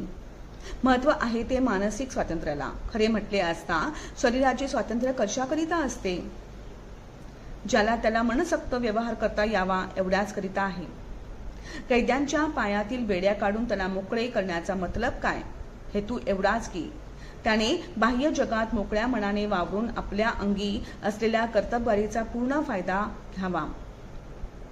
परंतु ज्या माणसाचे मन स्वतंत्र नाही त्याला असल्या बाह्यकारी स्वातंत्र्याचा काय उपयोग? मानसिक स्वातंत्र्य हेच खरे स्वातंत्र्य आहे. ज्याचे मन स्वतंत्र नाही तो मोकळा असून गुलाम आहे. ज्याचे मन स्वतंत्र नाही तो जरी कैदी नसला तरी तो तुरुंगात आहे. ज्याचे मन स्वतंत्र नाही तो जिवंत असून मेला आहे. मनाचे स्वातंत्र्य ही जिवंतपणाची साक्ष आहे, परंतु मानसिक स्वातंत्र्य वसत आहे, त्याचा लोप झाला नाही याचा पुरावा काय? मानसिक स्वातंत्र्य कोणाला आहे असे म्हणता येईल? जो आपली बुद्धी जागृत ठेवून आपले हक्क काय, आपले अधिकार काय व आपले कर्तव्य काय याची जाणीव करून घेतो त्याला मी स्वतंत्र म्हणतो. जो परिस्थितीचा दास झाला नाही, जो परिस्थितीचा आपल्या कैयात आणण्यास सिद्ध असतो तो माणूस स्वतंत्र आहे असे मी मानतो. जो रूढीच्या स्वाधीन झाला नाही, जो गतानुगतिक बनला नाही, ज्याच्या विचाराची ज्योत विझली नाही तो स्वतंत्र आहे असे मी म्हणतो. जो पराधीन झाला नाही, जो दुसऱ्याच्या शिकवणीने वागत नाही, जो कार्यकारण भाव ध्यानात घेतल्याशिवाय कशावर विश्वास ठेवत नाही, जो आपल्या हक्काचा अपहार केला असता त्याच्या रक्षणात दक्ष असतो, जो प्रतिकूल लोकमताला घाबरून जात नाही, दुसऱ्याच्या हाताचे बाहुले न होण्या इतकी बुद्धी स्वाभिमान ज्याला आहे तोच माणूस स्वतंत्र आहे असे मी समजतो. जो आपल्या आयुष्याचे ध्येय व आपल्या आयुष्याचा व्यय दुसऱ्याने घालून दिलेल्या आज्ञेप्रमाणे ठरवत नाही, जो आपल्या बुद्धीनुसार आपल्या आयुष्याचे ध्येय काय असावे व आपले आयुष्य कोणत्या कार्यात व कशा रीतीने व्यतीत करावे हे आपले आपण ठरवितो. सारांश: जो सर्वस्वी स्वाधीन आहे तोच माणूस स्वतंत्र आहे असे मी समजतो. या दृष्टीने पाहिले असता तुम्ही स्वतंत्र आहात का? तुमचे आयुष्य व तुमच्या आयुष्याचे ध्येय तुमच्या स्वाधीन आहेत का? माझ्या मते तुम्हाला स्वतंत्र तर नाहीच, पण तुम्ही दास आहात, सेवक आहात. इतकेच नव्हे तर तुमच्या दास्यत्वाला सीमा उरली नाही. हिंदू धर्मात कोणालाही विचार स्वातंत्र्य असू शकत नाही. जो मनुष्य हिंदू धर्मात राहील त्या माणसाला आपल्या विचार स्वातंत्र्याला तिलांजली दिल्याशिवाय गत्यंतर नाही. वागताना त्याने वेदाप्रमाणे वागले पाहिजे. वेदांत तशी आज्ञा नसेल तर महाजनांच्या पावलावर पाऊल ठेवणारे वागले पाहिजे. हिंदू धर्मात बुद्धीला विचाराला प्राधान्य तर नाहीच नाही, पण वाव देखील नाही. हिंदूने कोणाची तरी गुलामगिरी केलीच पाहिजे, वेदाची गुलामगिरी केली पाहिजे, स्मृतीची कास धरली पाहिजे, अगर महाजनांचे अनुकरण केले पाहिजे. विचारशक्तीचा त्याने मुळीच उपयोग करता कामा नये. जोपर्यंत तुम्ही हिंदू धर्मात आहात तोपर्यंत तुम्हाला विचार स्वातंत्र्य प्राप्त होऊ शकत नाही. यावर कोणी असे म्हणतील की हिंदू धर्माचे तुमचेच मानसिक स्वातंत्र्य हिरावून घेतले असेच नव्हे तर हिंदू धर्माला प्रमाण मानणाऱ्या सर्व जातीचे मानसिक स्वातंत्र्य हिरावून घेतले आहे. हिंदू धर्मामुळे सर्वच बौद्धिक गुलामगिरीत सापडले आहेत हे खरे, पण त्यामुळे ते समदुःखी आहेत असे कोणी समजू नये, कारण या बौद्धिक गुलामगिरीचे दुष्परिणाम सर्वांना सारखे भोगावे लागत नाहीत. स्पृश्य वर्गाच्या ऐहिक सुखांवर या बौद्धिक गुलामगिरीचा कोणत्याही प्रकारचा अनिष्ट परिणाम होऊ शकत नाही. ते जरी वेदांचे गुलाम झाले, स्मृतीचे दास असले, महाजनांचे गतानुगतिक दास बनले, तरी हिंदू समाजाच्या व्यवहारात त्यांना वेदांनी, स्मृतींनी व महाजनांनी उच्चपद दिलेले आहे. दुसऱ्यावर हुकूमत गाजवण्याकरिता त्यांना अधिकार दिलेला आहे. सारा हिंदू धर्म वरिष्ठ वर्गाच्या हिंदूंच्या संवर्धनाकरिता रचलेला आहे. ही गोष्ट अगदी निर्विवाद आहे. ज्याला ते धर्म म्हणतात त्या धर्मात तुम्हाला गुलामीची भूमिका दिलेली आहे. इतकेच नव्हे तर या गुलामगिरीतून तुमची सुटका होऊ नये अशा प्रकारची व्यवस्थाही त्या धर्मात केलेली आहे. म्हणून हिंदू धर्मातील या बौद्धिक गुलामगिरीतून सुटका करून घेण्याची तुम्हाला जितकी जरुरी आहे तितकी हिंदूंना नाही अशा रीतीने विचार केला असता हा हिंदू धर्म तुम्हाला दोन्ही तऱ्हांनी मारक झाला आहे. या धर्माने तुमचे मानसिक स्वातंत्र्य हिरावून घेऊन तुम्हाला गुलाम केले आहे. या धर्माने तुम्हाला व्यवहारात गुलामगिरीच्या दशेत आणून टाकले आहे. तुम्हाला जर स्वातंत्र्य हवे असेल तर तुम्हाला धर्मांतरच केले पाहिजे. अस्पृश्यातील संघटना आणि धर्मांतर. अस्पृश्य निवारणाची आजी चळवळ चालू आहे. त्या चळवळीवर अशी टीका करण्यात येते की अस्पृश्य वर्गात ज्या निरनिराळ्या जातींचा समावेश झालेला आहे त्या जातीत परस्परातील व्यवहारामध्ये जातीभेद पाळण्यात येतो नव्हे, अस्पृश्यता पाळण्यात येते. महारमांग एकमेकांच्या हातचे खात नाहीत. दोघेही भंग्यांसारख्या जातीला शिवत नाहीत व त्यांच्याशी अस्पृश्यता पाळतात. परस्परात जातीभेद व अस्पृश्यता पाळणाऱ्या लोकांना व ज्या जातींना तुम्ही जातीभेद मोडा, अस्पृश्यता मानू नका असे म्हणण्याचा काय अधिकार आहे असा प्रश्न नेहमी विचारण्यात येतो. तुम्ही आपसातील जातीभेद व अस्पृश्यता नाहीशी करा, मग आमच्याकडे दाद मागण्यास या असा सासूतपणाचा सल्ला त्यांना देण्यात येतो. या टीकेच्या मुळाशी असलेल्या कथेत सत्य आहे हे आपल्यापैकी सर्वांना कबूल करावे लागेल, पण त्या टीकेला केलेला आरोप मात्र खोटा आहे. अस्पृश्य वर्गात समाविष्ट झालेले लोक जातीभेद पाळतात व काही अस्पृश्यता पाळतात, या गोष्टीचा इन्कार करता येणे शक्य नसते. या गोष्टी मान्य करणे प्राप्त असले तरी या अपराधाला ते कारणीभूत आहेत असे म्हणणे निखालस खोटे आहे. जातीभेदाचा व अस्पृश्यतेचा उगम वरिष्ठ वर्गाच्या हिंदूंच्या हातून झालेला आहे. जातीभेदाचा व अस्पृश्यतेचा पायंडा त्यांनी पाडला आहे. जातीभेद व अस्पृश्यता पाळण्याचा धडा वरिष्ठ वर्गाच्या हिंदूंनी घालून दिलेला आहे. ही गोष्ट जर सत्य असेल तर जातीभेदाच्या व अस्पृश्यतेच्या रूढीची जबाबदारी स्पृश्य वर्गावरच पडते, अस्पृश्य वर्गावरती पडू शकत नाही. अस्पृश्य वर्गाचे लोक जातीभेद व अस्पृश्यता पाळताना वरच्या लोकांनी दिलेला धडा गिरवीत आहेत. तो धडा जर खोटा आहे तर त्याचे पाप ज्यांनी तो धडा दिला त्यांच्यावरच येऊन पडते, ज्यांनी गिरवला त्यांच्यावर येऊन पडू शकत नाही. हे उत्तर जरी समर्पक असले तरी त्या उत्तराने माझे स्वतःचे समाधान होऊ शकत नाही. ज्या कारणामुळे अस्पृश्यता व जातीभेद ही आपल्यामध्ये शिरली त्या कारणाला आपण जरी जबाबदार नसलो तरी आपल्यामध्ये तो जातीभेद व जी अस्पृश्यता नांदत आहे तिचा धिक्कार न करणे, ती आहे तशीच चालू देणे आपल्याला इष्ट नाही. अस्पृश्यतेचा व जातीभेदाचा शिरकाव करण्यास जरी आपण जबाबदार नसलो तरी ती घालविण्याची जबाबदारी आपल्यावर आहे. ही जबाबदारी आपण सर्वांनी ओळखली आहे, याबद्दल मला समाधान वाटते. माझी खात्री आहे की महाजातीत असा कोणीही पुढारी नाही की जो जातीभेद पाळावा असे म्हणतो. तुलनाच करावयाची झाली तरी ती पुढाऱ्यांमध्ये केली पाहिजे. महारातील शिकला सवरलेला वर्ग जरी घेतला आणि ब्राह्मणातील शिकला सवरलेला वर्ग घेतला व दोहोंची तुलना जर केली तर अस्पृश्य वर्गातील सुशिक्षित वर्ग जातीभेद मोडण्याला जास्त अनुकूल आहे ही गोष्ट कोणासही कबूल करावी लागेल. इतकेच नव्हे तर ती गोष्ट कृतीनेही सिद्ध करून देता येईल. महारातील सुशिक्षित वर्गच या सुधारणेला अनुकूल आहे इतकेच नव्हे तर महारातील अडाणी जनता देखील या गोष्टीला अनुकूल आहे हे सिद्ध करून देता येईल. आज महारांमध्ये एकही मनुष्य सापडणार नाही की जो महारा मांगात रोटी व्यवहार व बेटी व्यवहार व्हावा याच्या विरुद्ध असेल. आपल्यातील जातीभेद मोडण्याची आवश्यकता तुम्ही ओळखता या गोष्टीबद्दल मला मोठे समाधान वाटते व मी तुमचे अभिनंदन करू इच्छितो. परंतु अस्पृश्यातील जातीभेद मोडण्याचा प्रयत्न कसा यशस्वी करता येईल याचा तुम्ही विचार केला आहे काय? सहभोजने केल्याने किंवा क्वचित प्रसंगी सहविवाह केल्याने जातीभेद मोडू शकत नाही. जातीभेद ही एक मानसिक स्थिती आहे, कारण हिंदू धर्माची ही शिकवण आहे. आपण जातीभेद पाळतो, अस्पृश्यता पाळतो याचे मुख्य कारण ज्या हिंदू धर्मात आपण आहोत तो धर्म तसे कराव्यास सांगतो. वस्तू कडू असेल तर ती गोड करता येईल, खारट असेल तुरट असेल तर तिची रुची बदलता येईल, पण विषाचे अमृत करता येणार नाही. हिंदू धर्मात राहून जातीभेद नष्ट करू असे म्हणणे म्हणजे विषाचे अमृत करू असे म्हणण्यासारखेच आहे.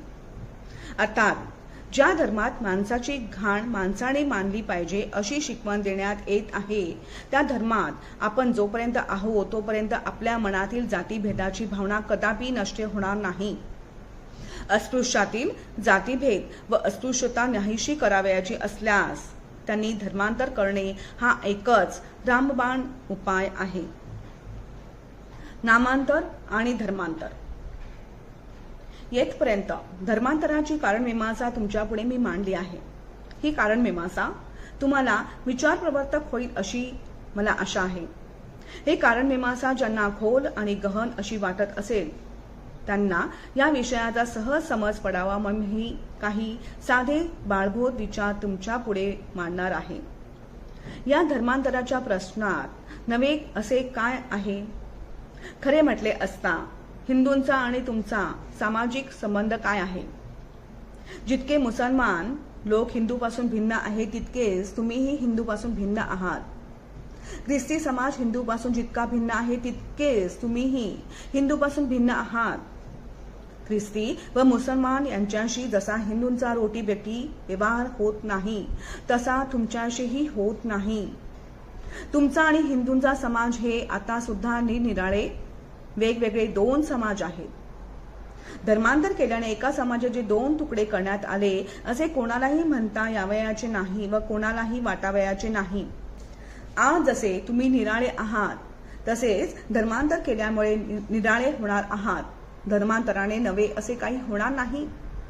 हे जर खरे आहे तर धर्मांतरांचा बाऊ कोणाला का वाटावा हे मला समजत नाही. दुसरे असे की धर्मांतराचे महत्त्व तुम्हाला जरी पटले नसले तरी नामांतराचे महत्त्व तुम्हा सर्वांना पटले आहे. ही गोष्ट निर्विवाद आहे.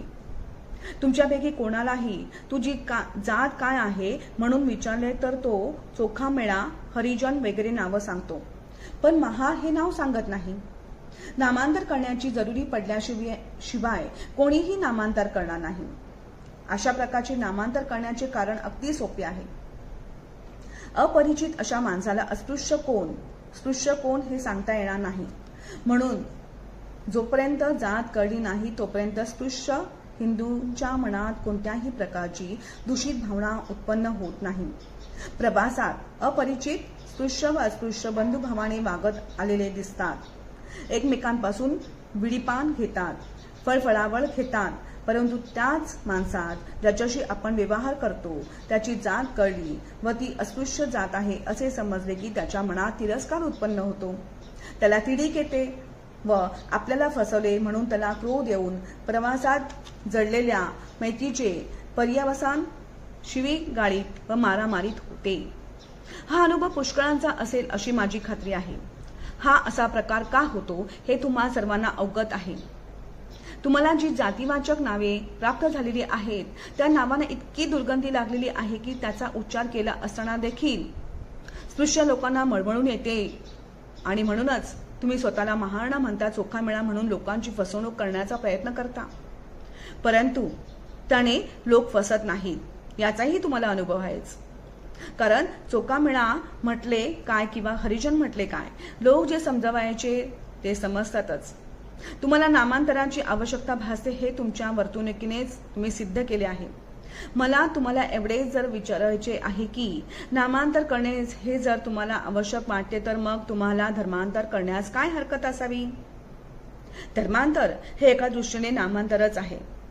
धर्मांतर होणारे नामांतर हे जर तुम्हाला फायदेशीर पडेल म्हणून मुसलमान म्हणून घेणे, ख्रिस्ती म्हणून घेणे, बौद्ध म्हणून घेणे, शीख म्हणून घेणे हे धर्मांतर आहेच, पण नामांतरही आहे. ते खरे नामांतर आहे. या नामांतराला दुर्गंधी नाही. हे नामांतर आमूलाग्र आहे. त्याचा कोणी शोध करू शकणार नाही.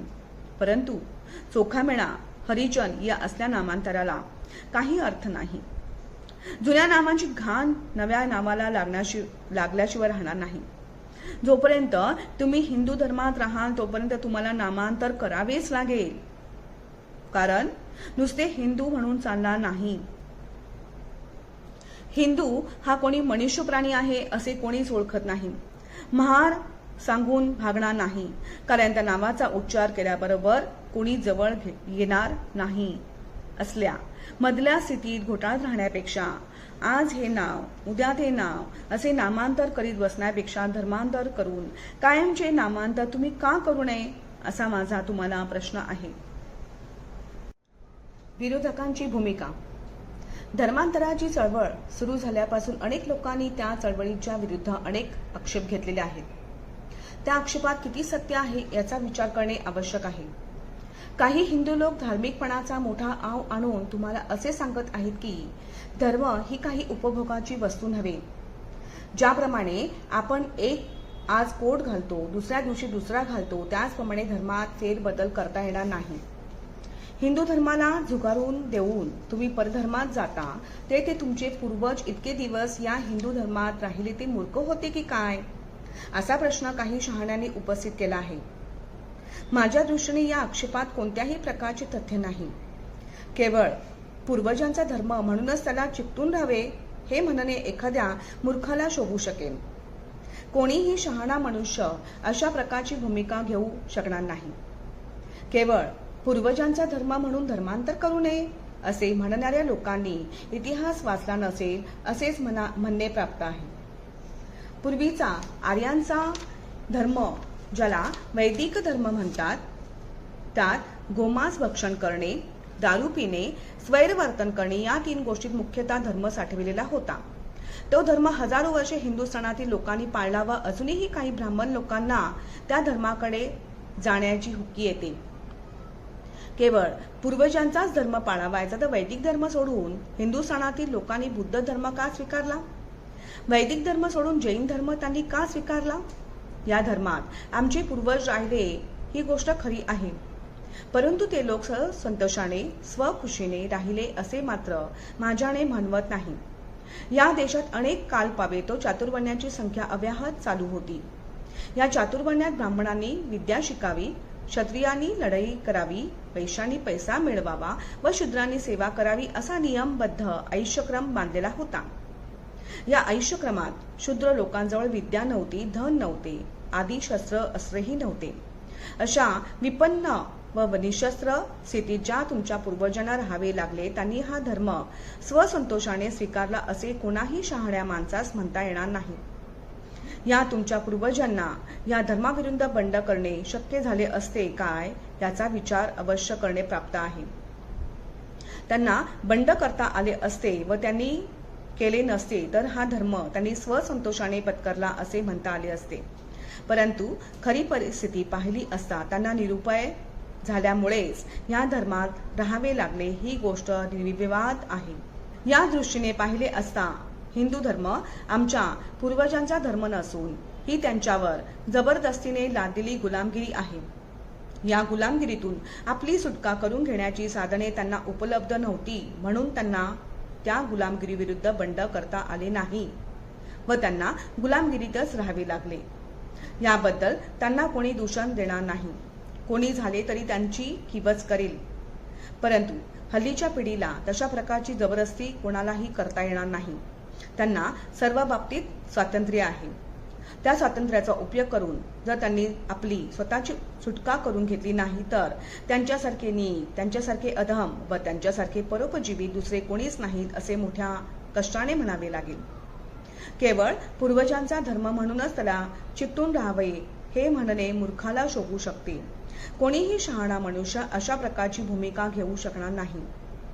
ज्या परिस्थितीत मनुष्य सापडला त्याच परिस्थितीत त्याने आजन्म राहावे हे सांगणे पशूंना शोभेल, माणसांना शोभू शकणार नाही. माणसात व पशूत कोणत्या प्रकारची तफावत असेल तर ती हीच की पशु आपली प्रगती करून घेऊ शकत नाही, माणूस आपली प्रगती करून घेऊ शकतो. स्थित्यंतर केल्याशिवाय प्रगती होऊ शकत नाही. धर्मांतर हे एक प्रकारचे स्थित्यंतर आहे आणि जर धर्मांतर केल्याशिवाय प्रगती होत नसेल तर धर्मांतर करणे आवश्यक आहे. केवळ वडिलांचा धर्म ही बाब प्रगतीप्रिय माणसाच्या आड येऊ शकत नाही. धर्मांतराच्या विरुद्ध आणखीही एक मुद्दा सांगण्यात येतो. तो असा की धर्मांतर हा एक प्रकारचा पळपुटेपणा आहे. आज हिंदूतील अनेक लोक हिंदू धर्माची सुधारणा करण्याकरिता सिद्ध आहेत. त्यांच्या सहाय्याने जातीभेद व अस्पृश्यता नाहीशी करता येण्यासारखी आहे. अशा समयी धर्मांतर करणे सर्वस्वी अयोग्य आहे असे काहीचे म्हणणे आहे. हिंदूतील समाज सुधारकांबद्दल कोणाचे काय मत असेल ते असो, माझ्या मनात त्यांच्याबद्दल अत्यंत तिटकारा आहे. मला त्यांचा चांगलाच अनुभव आहे आणि या अर्धवट लोकांचा मला अगदी वीट आला आहे. ज्या लोकांना आपल्या जातीत राहावयाचे आहे, आपल्या जातीत मरावयाचे आहे, आपल्या जातीत लग्न करावयाचे आहे, त्या लोकांनी आपण जातीभेद मोडणार आहोत अशी खोटी वल्गना करावी व त्या वल्गनेवर अस्पृश्य लोकांनी विश्वास ठेवला नाही म्हणून संतप्त व्हावे ही गोष्टी मोठीच आश्चर्याची आहे. या लोकांच्या वल्गना ऐकल्या म्हणजे अमेरिकेतील निग्रो लोकांच्या सुटकेकरता ज्या गोऱ्या अमेरिकन लोकांनी प्रयत्न केला त्यांची मला आठवण येते. एकेकाळी अमेरिकेतील निग्रो लोकांची स्थिती हिंदू सणातील अस्पृश्य वर्गाप्रमाणेच होती. त्यांची गुलामगिरी कायद्याने प्रस्थापित केलेली होती. तुमची गुलामगिरी धर्माने प्रस्थापित केलेली आहे, एवढाच काय तो फरक आहे. या निग्रोंची गुलामगिरीतून सुटका करण्याकरिता अमेरिकेतील काही सुधारक प्रयत्न करीत होते. पण हिंदू समाज सुधारकांची आणि निग्रोंची सुटका करणाऱ्या अमेरिकेतील गोऱ्या सुधारकांची तुलना करता येईल काय? काळ्या सिद्धी लोकांची गुलामगिरीतून सुटका व्हावी म्हणून त्यांच्याच रक्तमासाच्या गोऱ्या अमेरिकन सुधारणावाद्यांनी तुंबळ युद्ध केले. त्यांना गुलामगिरीत ठेवावे असे म्हणणाऱ्या असंख्य गोऱ्या लोकांचे प्राण घेतले व आपल्यापैकी असंख्य लोकांच्या प्राणांची आहुती दिली. त्या प्रसंगाचे वर्णन इतिहासातून वाचले आणि आमच्या सुधारकांचे चित्र डोळ्यापुढे ठेवले म्हणजे कहा राजा कहा पोत राजा असेच म्हणणे भाग पडते. सुधारक म्हणविणाऱ्या हिंदू सणातील अस्पृश्यांच्या कैवाऱ्यास असे विचारणे प्राप्त आहे की अमेरिकेतील गोऱ्या लोकांनी निग्रोच्या सुटकेकरिता जी आपापसात यादवी केली तशी यादवी करण्यास तुम्ही सिद्ध आहात काय?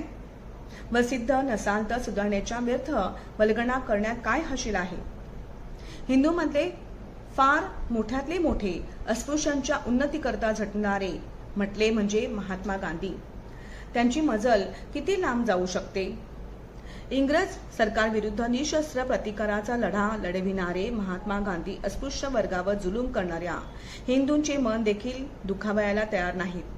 त्यांच्या विरुद्ध सत्याग्रह करावयाला तयार नाहीत. इतकेच नव्हे तर त्यांच्या विरुद्ध कायदेशीर इलाज करावयाला देखील तयार नाहीत. या सुधारकांचा काय उपयोग आहे मला कळत नाही. काही जण अस्पृश्यांच्या सभेत येऊन मोठमोठ्या तावाने स्पृश्यांना शिव्या देतील. काही जण अस्पृश्यांच्या सभेत येऊन मोठ्या आढेतने अस्पृश्यांना सांगतील की बाबांनो, तुम्ही स्वच्छ राहा, शिक्षण घ्या, तुमच्या पायावर उभे राहा वगैरे. खरे म्हटले असता कोणी आरोपी असेल तर तो स्पृश्य वर्ग, कोणाचे चुकत असेल तर ते स्पृश्य वर्गाचे. पण त्या स्पृश्य वर्गाची सभा करून त्यांची कानउघडणी करतील तर हराम आहे. हिंदू धर्मातच राहून तुम्ही आपला लढा चालू ठेवा, तुम्ही आम्ही मिळून तो यशस्वी करू असे सांगणाऱ्या सुधारकांना दोन गोष्टींची आठवण करून देणे आवश्यक वाटते. गेल्या महायुद्धात अमेरिकन व इंग्लिश माणसांमध्ये लढाई संबंधाने झालेला संवाद माझ्या वाचण्यात आला आहे. तो उद्बोधक असल्याकारणाने त्याचा या प्रसंगी उल्लेख करणे उचित वाटते. संवादाचा विषय लढाई कोठपर्यंत चालू ठेवावयाची या संबंधाने होता. त्या अमेरिकन गृहस्थच्या प्रश्नाला उत्तर देताना इंग्रज माणसाने मोठ्या तोऱ्याने सांगितले की शेवटचा फ्रेंच माणूस ठार होईपर्यंत आम्ही ही लढाई लढू. हिंदू समाजातील सुधारक जेव्हा असे म्हणतात की अस्पृश्यतेचा लढा हा आम्ही शेवटपर्यंत लढू, तेव्हा शेवटचा अस्पृश्य ठार होईपर्यंत लढू असाच त्याचा अर्थ मी तरी निदान करतो. दुसऱ्याचे शिर तळ हातावर घेऊन युद्धाला निघणाऱ्या योद्ध्यांपासून विजयश्रीची आशा धरणे किती रास्त आहे हे ठरविणे तुम्हाला काही अवघड जाऊ नये. आमच्या लढ्यात तर आम्हीच मरणार आहोत, तर मग भलत्याच ठिकाणी लढा करण्यात काय हाशील आहे. हिंदू समाजाची सुधारणा करणे हे आमचे ध्येय नाही, हे आमचे कार्य नाही. आमचे स्वातंत्र्य मिळविणे हे आमचे ध्येय आहे. या पलीकडे आम्हाला कोणत्याही प्रकारचे कर्तव्य नाही. धर्मांतर करून जर आम्हाला आमचे स्वातंत्र्य मिळू शकते तर आम्ही हिंदू समाजाच्या सुधारणेचा लढा काय म्हणून आमच्या अंगावर घ्यावा व त्या लढ्यात आमच्या सामर्थ्याची, शक्तीची व द्रव्याची आहुती काय म्हणून द्यावी.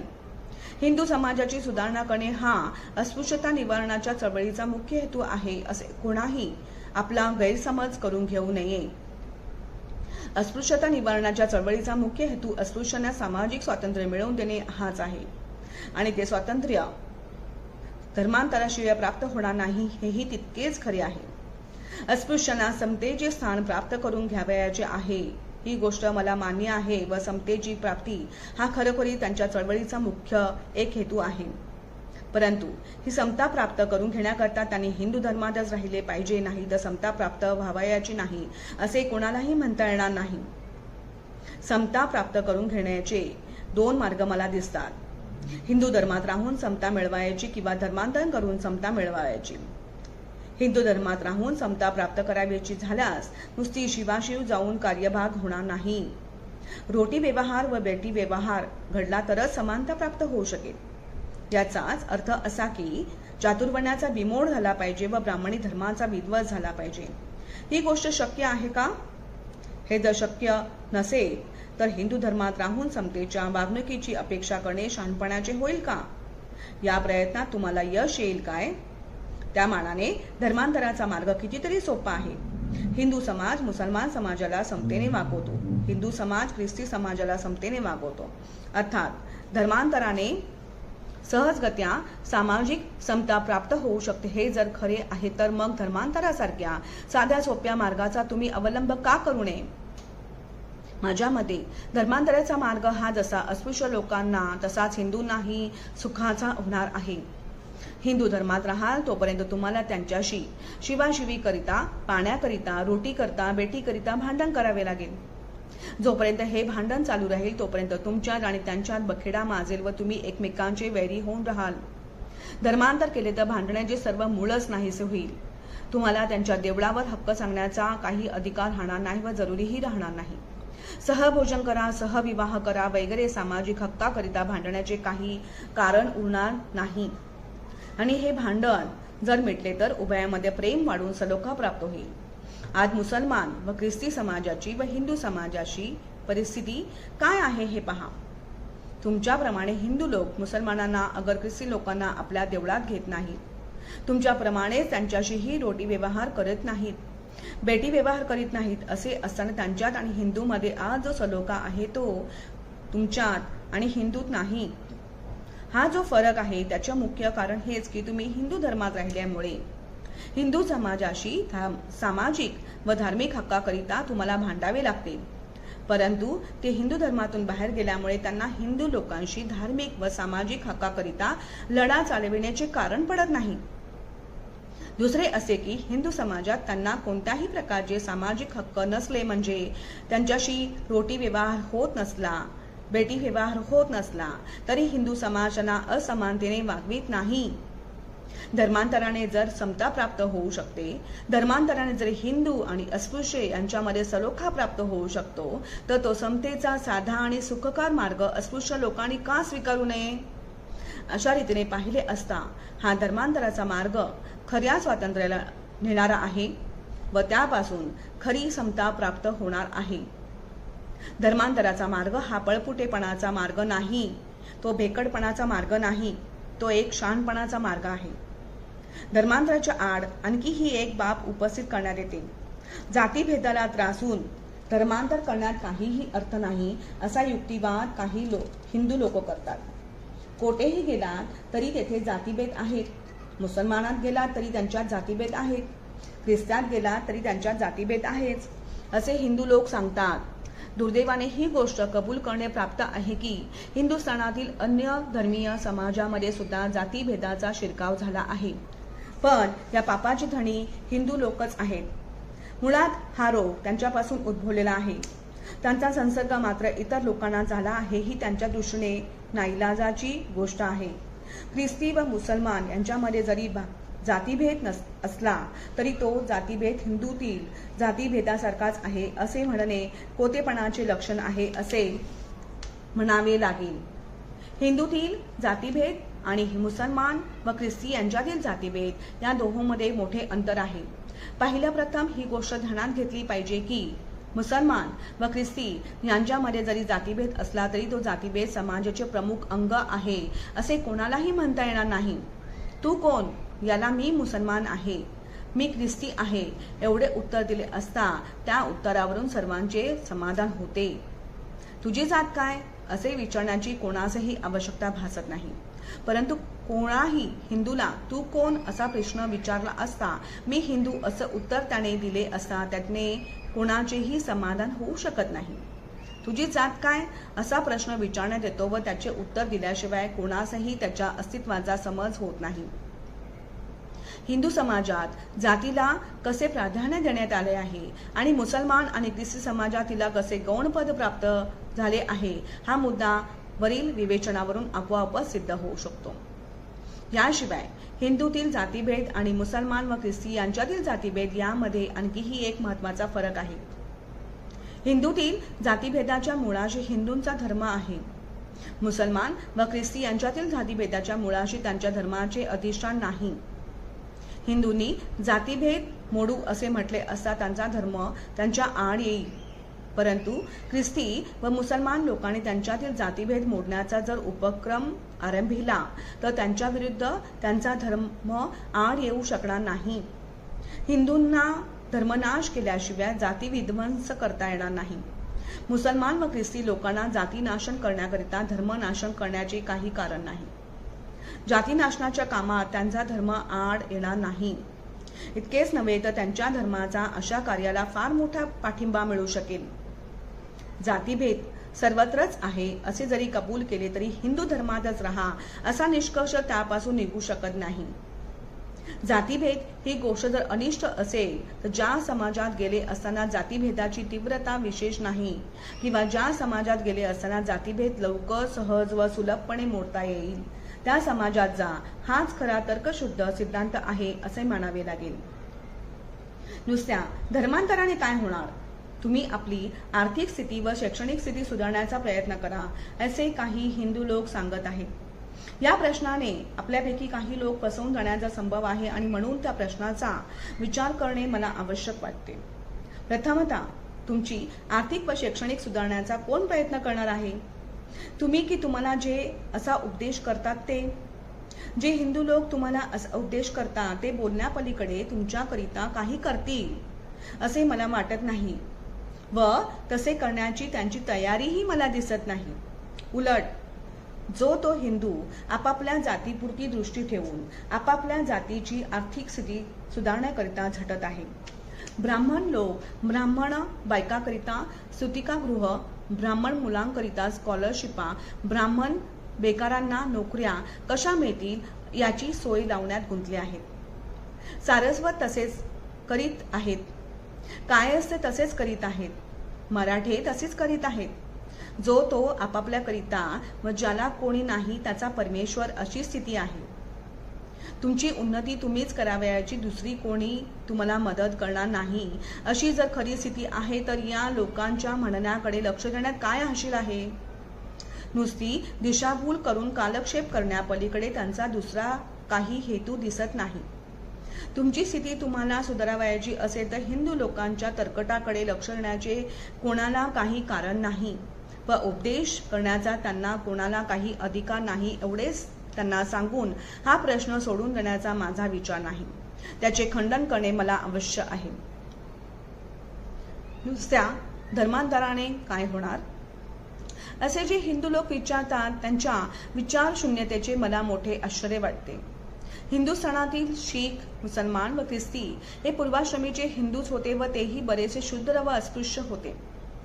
ज्या हिंदू लोकांनी हिंदू धर्म सोडून शीख धर्म स्वीकारला, ज्या हिंदू लोकांनी हिंदू धर्म सोडून मुसलमानी धर्म स्वीकारला, ज्या हिंदू लोकांनी हिंदू धर्म सोडून ख्रिस्ती धर्म स्वीकारला, त्यांना काहीच अभ्युदय झाला नाही असे या टीकाकारांना म्हणावयाचे आहे काय? हे म्हणणे जर सत्य नसेल, धर्मांतराने त्यांचा उत्कर्ष झाला आहे हे जर कबूल करणे प्राप्त असेल तर मग धर्मांतराने अस्पृश्यांचे काहीच कल्याण होणार नाही असे म्हणणे किती यथार्थ होईल याचा त्यांनी अवश्य विचार करावा. धर्मांतराने काही होणार नाही या म्हणण्याचा गर्भितार्थ धर्म ही अगदी कुचकामाची वस्तू आहे असाच निघू शकतो. धर्म ही कुचकामाची वस्तू आहे, तिच्यापासून काही लाभ नाही, हानी नाही असे ज्यांचे म्हणणे आहे त्यांनी अस्पृश्यांनी हिंदू धर्मातच राहिले पाहिजे असा आग्रह का धरावा हे मला समजत नाही.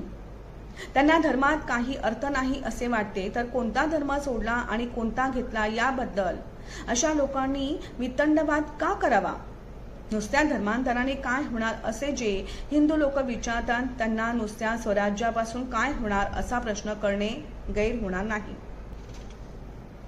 हिंदुस्थानातील लोकांची देखील अस्पृश्य लोकांप्रमाणेच आर्थिक व शैक्षणिक प्रगती होणे आवश्यक आहे. हे जर खरे आहे तर नुसत्या स्वराज्याचा काय उपयोग आणि नुसत्या स्वराज्यापासून जर देशाचा काही फायदा होत असेल तर धर्मांतरापासूनही अस्पृश्यांचा फायदा झालाच पाहिजे. खोल विचारांती सर्वांस मान्य करावे लागेल की जितकी स्वराज्याची आवश्यकता हिंदुस्थानला आहे तितकीच धर्मांतराची आवश्यकता अस्पृश्यांना आहे. स्वराज्याचे महत्व जितके देशाला आहे तितकेच धर्मांतराचे महत्व अस्पृश्यांना आहे. धर्मांतर आणि स्वराज्य या दोहोंचा अंतिम हेतू एकच आहे. त्यांच्या अंतिम हेतूत कोणत्याही प्रकारचा भेद नाही. तो अंतिम हेतू म्हणजे स्वातंत्र्याची प्राप्ती आणि स्वातंत्र्य ही जर मनुष्य मात्राच्या जीवनाला आवश्यक अशी वस्तू असेल तर ज्या धर्मापासून अस्पृश्यांना स्वतंत्र जीवन प्राप्त होऊ शकते ते धर्मांतर निरर्थक आहे असे कोणालाही म्हणता येणार नाही. या ठिकाणी आधी आर्थिक उन्नती की आधी धर्मांतर या प्रश्नाचाही विचार करणे मला आवश्यक वाटते. आर्थिक उन्नती आधी झाली पाहिजे अशा प्रकारचे लोकांचे मत मला ग्राह्य होऊ शकत नाही. आधी धर्मांतर मग आर्थिक उन्नती की आधी आर्थिक उन्नती मग धर्मांतर हा वाद आधी राजकीय उन्नती की आधी सामाजिक उन्नती या वादासारखा शुष्क आहे. समाजाच्या उन्नतीला अनेक साधनांची आवश्यकता असते व ती सर्व साधने आपापल्या परीने आवश्यक असतात. त्याचा अमुक एकाचा उपयोग प्रथम करावयाचा व दुसऱ्याचा उपयोग नंतर करावयाचा असा अनुक्रम ठेवता येणार नाही. परंतु तसा अनुक्रम ठेवावा असा जर आग्रह असेल तर आधी धर्मांतर की आधी आर्थिक उन्नती या प्रश्नाने उत्तर आधी धर्मांतर असेच मी म्हणेल. जोपर्यंत अस्पृश्यतेचा कलंक तुमच्यावर बसला आहे तोपर्यंत तुमची आर्थिक उन्नती कशी होऊ शकणार हे मला समजत नाही. दुकानदारी करण्याच्या हेतूने तुम्हापैकी कोणी जर एखादे दुकान घातले व दुकानदार अस्पृश्य आहे असे जर कळले तर त्याच्याकडून कोणीही माल घेणार नाही. नोकरी मिळविण्याच्या उद्देशाने जर तुम्हापैकी कोणी एकाने नोकरी करता अर्ज केला व अर्जदार अस्पृश्य आहे असे जर समजले तर त्याला नोकरी मिळणार नाही. कोणाची शेती विकावयाची झाली व जर तुम्हापैकी कोणी खरेदी करण्याचा विचार केला व मागणी करणारा अस्पृश्य आहे म्हणून समजले तर तुम्हाला ती जमीन कोणी विकणार नाही. आर्थिक उन्नतीचा कोणताही मार्ग तुम्ही स्वीकारला तरी अस्पृश्यतेमुळे कोणत्याही मार्गात तुम्हाला यशप्राप्ती होणार नाही. अस्पृश्यता ही एक तुमच्या उन्नतीच्या मार्गात कायमची धोंड आहे. ती सटकवल्याशिवाय तुमचा मार्ग सुकर होऊ शकत नाही व धर्मांतर केल्याशिवाय ही आड नाहीशी व्हावयाची नाही. तुमच्यातील काही तरुण लोक आज शिक्षणाच्या मागे लागले आहेत आणि या शिक्षणाकरता जिकडून पैसा मिळेल तिकडून पैसा मिळवण्याचा प्रयत्न करीत आहेत. या पैशाच्या लालचीमुळे कित्येकांच्या मनात आहो तेथेच अस्पृश्यच राहून उन्नती करून घेण्याकडे प्रवृत्ती दिसून येते. परंतु अशा तरुणांना मी असा एक प्रश्न विचारू इच्छितो की शिक्षण घेतल्यानंतर तुम्हाला तुमच्या शिक्षणानुरूप नोकरी मिळण्याचा मार्ग जर खुला नाही तर तुम्ही शिक्षण घेऊन काय करणार आहात? आपल्यातील शिकलेल्यांपैकी पुष्कळसे लोक आज बेकार आहेत. त्याचे कारण काय? माझ्या मते या बेकारीचे कारण पुष्कळशा अंशाने अस्पृश्यता हेच आहे. अस्पृश्यतेमुळे तुमच्या लायकीचे चीज होऊ शकत नाही. अस्पृश्यतेमुळे तुमच्या गुणांची चाह होऊ शकत नाही.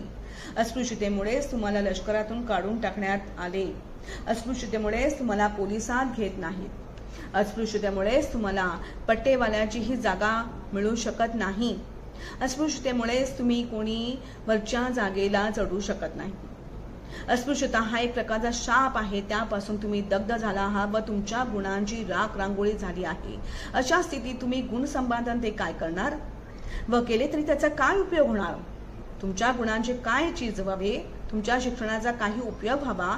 तुमच्या आर्थिक उन्नतीची द्वारे खुली व्हावी अशी जर तुमची इच्छा असेल तर तुम्ही आधी अस्पृश्यता घालवली पाहिजे, म्हणजे धर्मांतर केले पाहिजे. धर्मांतराविरुद्ध काही शंका. येथवर धर्मांतर विरोधकांनी जी कारणे पुढे केलेली आहे त्या कारणांचा विचार केला आहे. आता धर्मांतराविषयी सहानुभूती असणाऱ्या काही लोकांनी ज्या शंका प्रदर्शित केलेल्या आहेत त्या शंकाचे निरसन करण्याचा मी प्रयत्न करीत आहे. पहिल्या प्रथम आमच्या महारकी वेतनाचे काय होईल? अशा बऱ्याचशा महार लोकांना बाऊ वाटत आहे असे माझ्या कानी आले आहे. वरिष्ठ जातीतील धर्मांतर विरोधी लोकांनी तुम्ही धर्मांतर केले तर तुमच्या महारक्या जातील अशी भीती गावोगावी महार लोकांना घातल्याचेही माझ्या कानी आले आहे. महारकी केली तर मला स्वतःला कोणत्याही प्रकारचा खेद वाटणार नाही ही गोष्ट तुम्हा सर्वांना माहीत आहे. महारांना अधोगतीस नेणारी जर कोणती एखादी बाब असेल तर ती ही महारकी होय. हे माझे मत आज गेल्या 10 वर्षापासून लोकांपुढे मी मांडित आलो आहे. आणि ज्या दिवशी या महारकीच्या बेडीतून सुटका होईल त्या दिवशी तुमचा उद्धाराचा मार्ग मोकळा झाला असे मी समजेन. परंतु ज्या कोणाला महारकी हवी असेल त्या लोकांना मी एवढे आश्वासन देऊ शकतो की धर्मांतरामुळे महारकी वतनाला कोणत्याही प्रकारचा धोका पोहोचू शकत नाही. या बाबतीत सन 1850 सालच्या कायद्याचा उल्लेख करणे आवश्यक आहे. या कायद्याच्या कलमाप्रमाणे कोणाही माणसाने केवळ त्याने धर्मांतर केले एवढ्याच कारणामुळे त्याच्या वारसाच्या अगर मालमत्तेच्या कोणत्याही अधिकारास बाधा येऊ शकत नाही. ज्यांना कायद्याचा आधार पुरेसा वाटत नसेल त्यांनी नगर जिल्ह्यातील परिस्थिती विचारात घ्यावी. नगर जिल्ह्यातील मुष्कळ महार ख्रिस्ती झाली आहेत व काही ठिकाणी तर एकाच घरात काही माणसे ख्रिस्ती झाली आहेत व काही महारच राहिली आहेत. तथापि जे ख्रिस्ती झाले आहेत त्यांचा वतनावरचा हक्क नाहीसा झाला नाही याचा दाखला नगरचे महार तुम्हा सर्वांना देऊ शकतील. तेव्हा धर्मांतरापासून महारकी वतनाला धोका येणार आहे अशी भीती कोणीही बाळगू नये. दुसरी शंका राजकीय हक्कासंबंधी आहे. धर्मांतर केले तर आमच्या राजकीय हक्काचे काय होईल अशी ही शंका पुष्कळ लोकांकडून प्रदर्शित करण्यात येते. अस्पृश्य वर्गाला मिळालेल्या राजकीय हक्काचे महत्त्व मी ओळखत नाही असे कोणालाही म्हणता येणार नाही. हे राजकीय हक्क मिळविण्याकरता जेवढी दगदग व जेवढी पराकाष्ठा मी केली तेवढी दगदग व तेवढी पराकाष्ठा इतर कोणीही केलेली नाही. तथापि राजकीय हक्कावरती सर्वस्वी भर देणे योग्य होणार नाही असे मला वाटते. जे राजकीय हक्क दिलेले आहे ते काही यावश्चंद्र दिवाकरो अशा अटीवर दिलेले नाहीत. ते कधी ना कधी संपुष्टात येतील. इंग्रज सरकारने जो निवाडा दिला होता त्या निवाड्यात आपल्याला दिलेल्या राजकीय हक्काची कालमर्यादा 20 वर्षाची ठरविलेली होती. पुणे करारात तशा प्रकारची कालमर्यादा निश्चित केलेली नसली तरी त्यातील मुदत अमर्याद आहे असे कोणालाही म्हणता येणार नाही. ज्यांचा राजकीय हक्कावर भर आहे त्यांनी हे राजकीय हक्क गेल्यावर काय होईल याचा विचार अवश्य करावा. ज्या दिवशी हे राजकीय हक्क जातील त्या दिवशी आपल्याला आपल्या सामाजिक सामर्थ्यावरच अवलंबून राहावे लागेल. ते सामर्थ्य आपल्या अंगी नाही हे मी वर सांगितलेलेच आहे. ते सामर्थ्य धर्मांतर केल्याशिवाय आपल्याला प्राप्त होऊ शकणार नाही हेही मी वर सिद्ध करून दिलेले आहे. कोणाही माणसाने जवळचा विचार करून भागणार नाही. तात्पुरत्या लाभाला भाळून जाऊन शाश्वत हित कोणत्या गोष्टीत आहे याचा विचार न करणे हे अति दुःखदायक होणार आहे. अशा परिस्थितीत कायमचा लाभ कोणत्या गोष्टी साठवलेला आहे याचा विचार सर्वांनी अवश्य करावयास पाहिजे. माझ्या मते शाश्वत हिताच्या दृष्टीने पाहिले असताना धर्मांतराचा उपाय हाच खरा उपाय आहे. त्याकरिता राजकीय हक्काची जरी आहुती देण्याचा प्रसंग आला तरी त्याला कोणीही भीक घालू नये. परंतु धर्मांतर केले असता आपल्या राजकीय हक्काला का धोका बसावा हेच मला समजत नाहीये. तुमचे हे राजकीय हक्क आहेत ते तुम्ही कोठेही गेले असा तुमच्याबरोबर येतील याच्याबद्दल मला कोणत्याही प्रकारची शंका वाटत नाही. तुम्ही मुसलमान झालात तर तुमचे हक्क मुसलमान म्हणून तुम्हाला मिळतील. तुम्ही ख्रिस्ती झालात तर तुमचे ख्रिस्ती म्हणून हक्क मिळतील. तुम्ही शीख झालात तर तुमचे हक्क शीख म्हणून तुम्हाला मिळतील. राजकीय हक्क हे लोकसंख्येवर अवलंबून आहेत. ज्या समाजाची लोकसंख्या वाढेल त्या समाजाचे राजकीय हक्कही वाढतील. आम्ही हिंदू समाजातून निघून गेलो तर आमच्या 15 जागा राहिलेल्या हिंदूंच्या वाटेत जातील असा कोणीही आपला भ्रम करून घेऊ नये. आम्ही मुसलमान झालो तर आमच्या 15 जागा मुसलमान लोकांना ज्या हल्ली जागा प्राप्त झालेल्या आहेत त्यांच्या भरीला पडतील. आम्ही ख्रिस्ती झालो तर आमच्या जागा ख्रिस्ती समाजाला ज्या जागा मिळाल्या आहेत त्यांच्या भरीला जातील. एकूण आमची राजकीय हक्क आम्ही जिकडे जाऊ तिकडे जातील. तेव्हा या बाबतीत भिण्याचे असे काहीच कारण नाही. उलट पक्षी आपण जर धर्मांतर केले नाही व हिंदू धर्मातच राहिलो तर आपले हक्क राहतील काय याचा विचार तुम्ही अवश्य केला पाहिजे. समजा हिंदू लोकांनी अस्पृश्यता मानू नये व ते मानण्यास तो गुन्हा आहे असा एक कायदा पास केला व तसा कायदा पास केल्यानंतर तुम्हाला असा प्रश्न विचारला की तुमची अस्पृश्यता आम्ही कायद्याने काढून टाकली आहे, आता तुम्ही अस्पृश्य राहिला नाही, फार तर तुम्ही गरिबी व दरिद्री आहात. तुमच्याप्रमाणेच इतर जातीही दरिद्री आहेत, परंतु अशा दरिद्री जातींना आम्ही स्वतंत्र राजकीय हक्क दिले नाहीत. मग तुम्हाला का द्यावेत? या प्रश्नाला तुम्ही काय उत्तर द्याल याचा तुम्ही पूर्णपणे विचार करावयाच पाहिजे. मुसलमान लोकांना ख्रिस्ती लोकांना याचे उत्तर सहज देता येण्यासारखे आहे. आमचा समाज दरिद्री आहे, अज्ञानी आहे, मागासलेला आहे, म्हणून आम्हा स्वतंत्र राजकीय हक्क देण्यात आले आहेत असे नसून आमचा धर्म निराळा आहे, आमचा समाज निराळा आहे आणि जोपर्यंत आमचा धर्म निराळा आहे तोपर्यंत राजकीय हक्काचा वाटा आम्हास मिळाला पाहिजे असे समर्पक उत्तर ते देऊ शकतील. तुमचा समाज निराळा, तुमचा धर्म निराळा म्हणून तुम्हाला राजकीय हक्क मिळाले पाहिजेत अशा प्रकारची भूमिका जोपर्यंत तुम्ही हिंदू धर्मात आहात व हिंदू समाजात आहात तोपर्यंत तुम्हाला घेता येणार नाही. ज्या दिवशी तुम्ही धर्मांतर करून हिंदू समाजापासून स्वतंत्र व्हाल त्या दिवशी ही भूमिका तुम्हाला घेता येईल.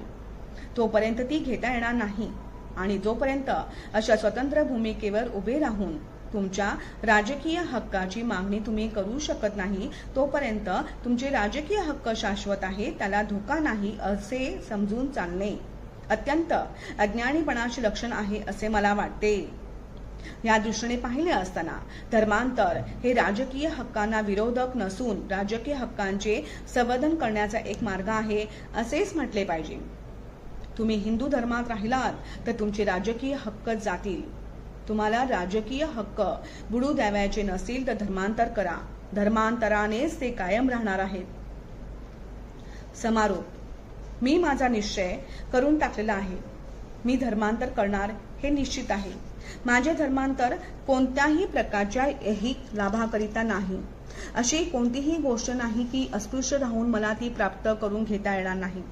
माझ्या धर्मांतराच्या मुळाशी आध्यात्मिक भावनेशिवाय दुसरी कोणतीही कसलीही भावना नाही. हिंदू धर्म माझ्या बुद्धीला पटू शकत नाही.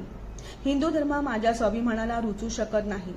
तुम्हाला मात्र आध्यात्मिक तसे ऐहिक लाभाकरिता देखील धर्मांतर करणे आवश्यक आहे. काही लोक ऐहिक लाभाकरिता धर्मांतर करण्याच्या कल्पनेस हसतात व तिचा उपहास करतात. अशा लोकांना मूर्ख म्हणण्यास कोणत्याही प्रकारचा संकोच मला वाटत नाही. मेल्यावर आत्म्याचे काय होईल व काय न होईल हे सांगणारा धर्म श्रीमंतांच्या उपयोगाचा असेल. फावल्या वेळी अशा धर्माचा विचार करून मनोरंजन त्यांना करता येईल. जिवंतपणी ज्यांनी सौख्य भोगले त्यांना आपण मेल्यानंतर सुख कसे मिळेल याचा विचार ज्या प्रामुख्याने केला असेल तोच धर्म असे वाटणे अगदी साहजिक आहे. पण ज्यांची अमुक एका धर्मात राहिल्यामुळे राख रांगोळी झाली आहे, जे अन्न वस्त्राला मोताज झाले आहेत, ज्यांची माणुसकी नाहीशी झाली आहे, त्या लोकांनी धर्माचा ऐहिकदृष्ट्या विचार करू नये तर काय डोळे मिटून आकाशाकडे पाहत राहावे. या गर्भश्रीमंत रिकाम टेकड्यांच्या वेदांताचा गोरगरिबाला काय उपयोग. मी तर तुम्हाला असे स्पष्ट सांगू इच्छितो की माणूस धर्माकरिता आहे, धर्म माणसांकरिता नाही.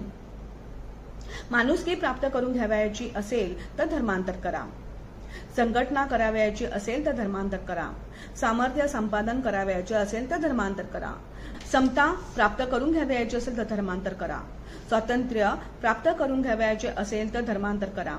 संसार सुखाचा करावयाचा असेल तर धर्मांतर करा.